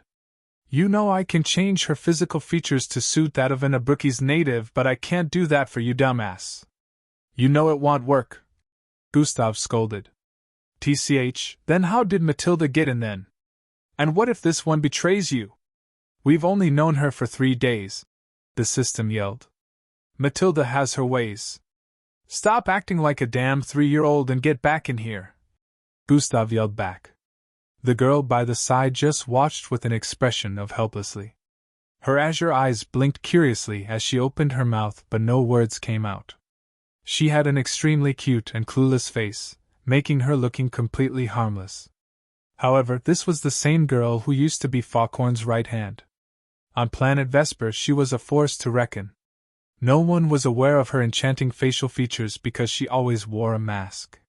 Some had even assumed she was male or a demon due to her capabilities, but Gustav had destroyed her with just a single attack. She was the only one he spared out of every single Foghorn underling for 2 reasons. 1. Foghorn had her stripped of her will. She became his underling due to her lack of freedom, which made Gustav pity her. During their journey through space for the last 8 days, Gustav healed and helped her regain her will. As for the second reason, "Don't be silly, you know I need her. You cannot play that role, so shut up and get back in," Gustav stated once more. "Humph." The system pouted before folding her arms in defeat. She walked forward and gave Gustav a dirty stare before vanishing. "So childish," Gustav scoffed before shaking his head. He walked towards Circe and squatted before her. "Do you recall the plan?" he inquired. She nodded cutely. "I have to help my lord AC. Don't call me your lord. You're free from the mental manipulation now. Call me Gustav, or better still, Father, due to the identity we will be adopting," Gustav cautioned. H&M. She nodded twice. "Gustav is father. Father is Gustav," she chanted with a light tone. "No, that is not, never mind. Just make sure you don't call me Gustav when we get down there," Gustav cautioned with a serious look. H&M. Gustav is only Gustav here.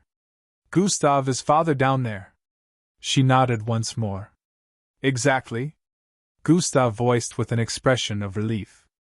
"Now for a quick recap, Watch this and remember you are to act like she does, Gustav said while tapping a couple of buttons on the left side of the wall.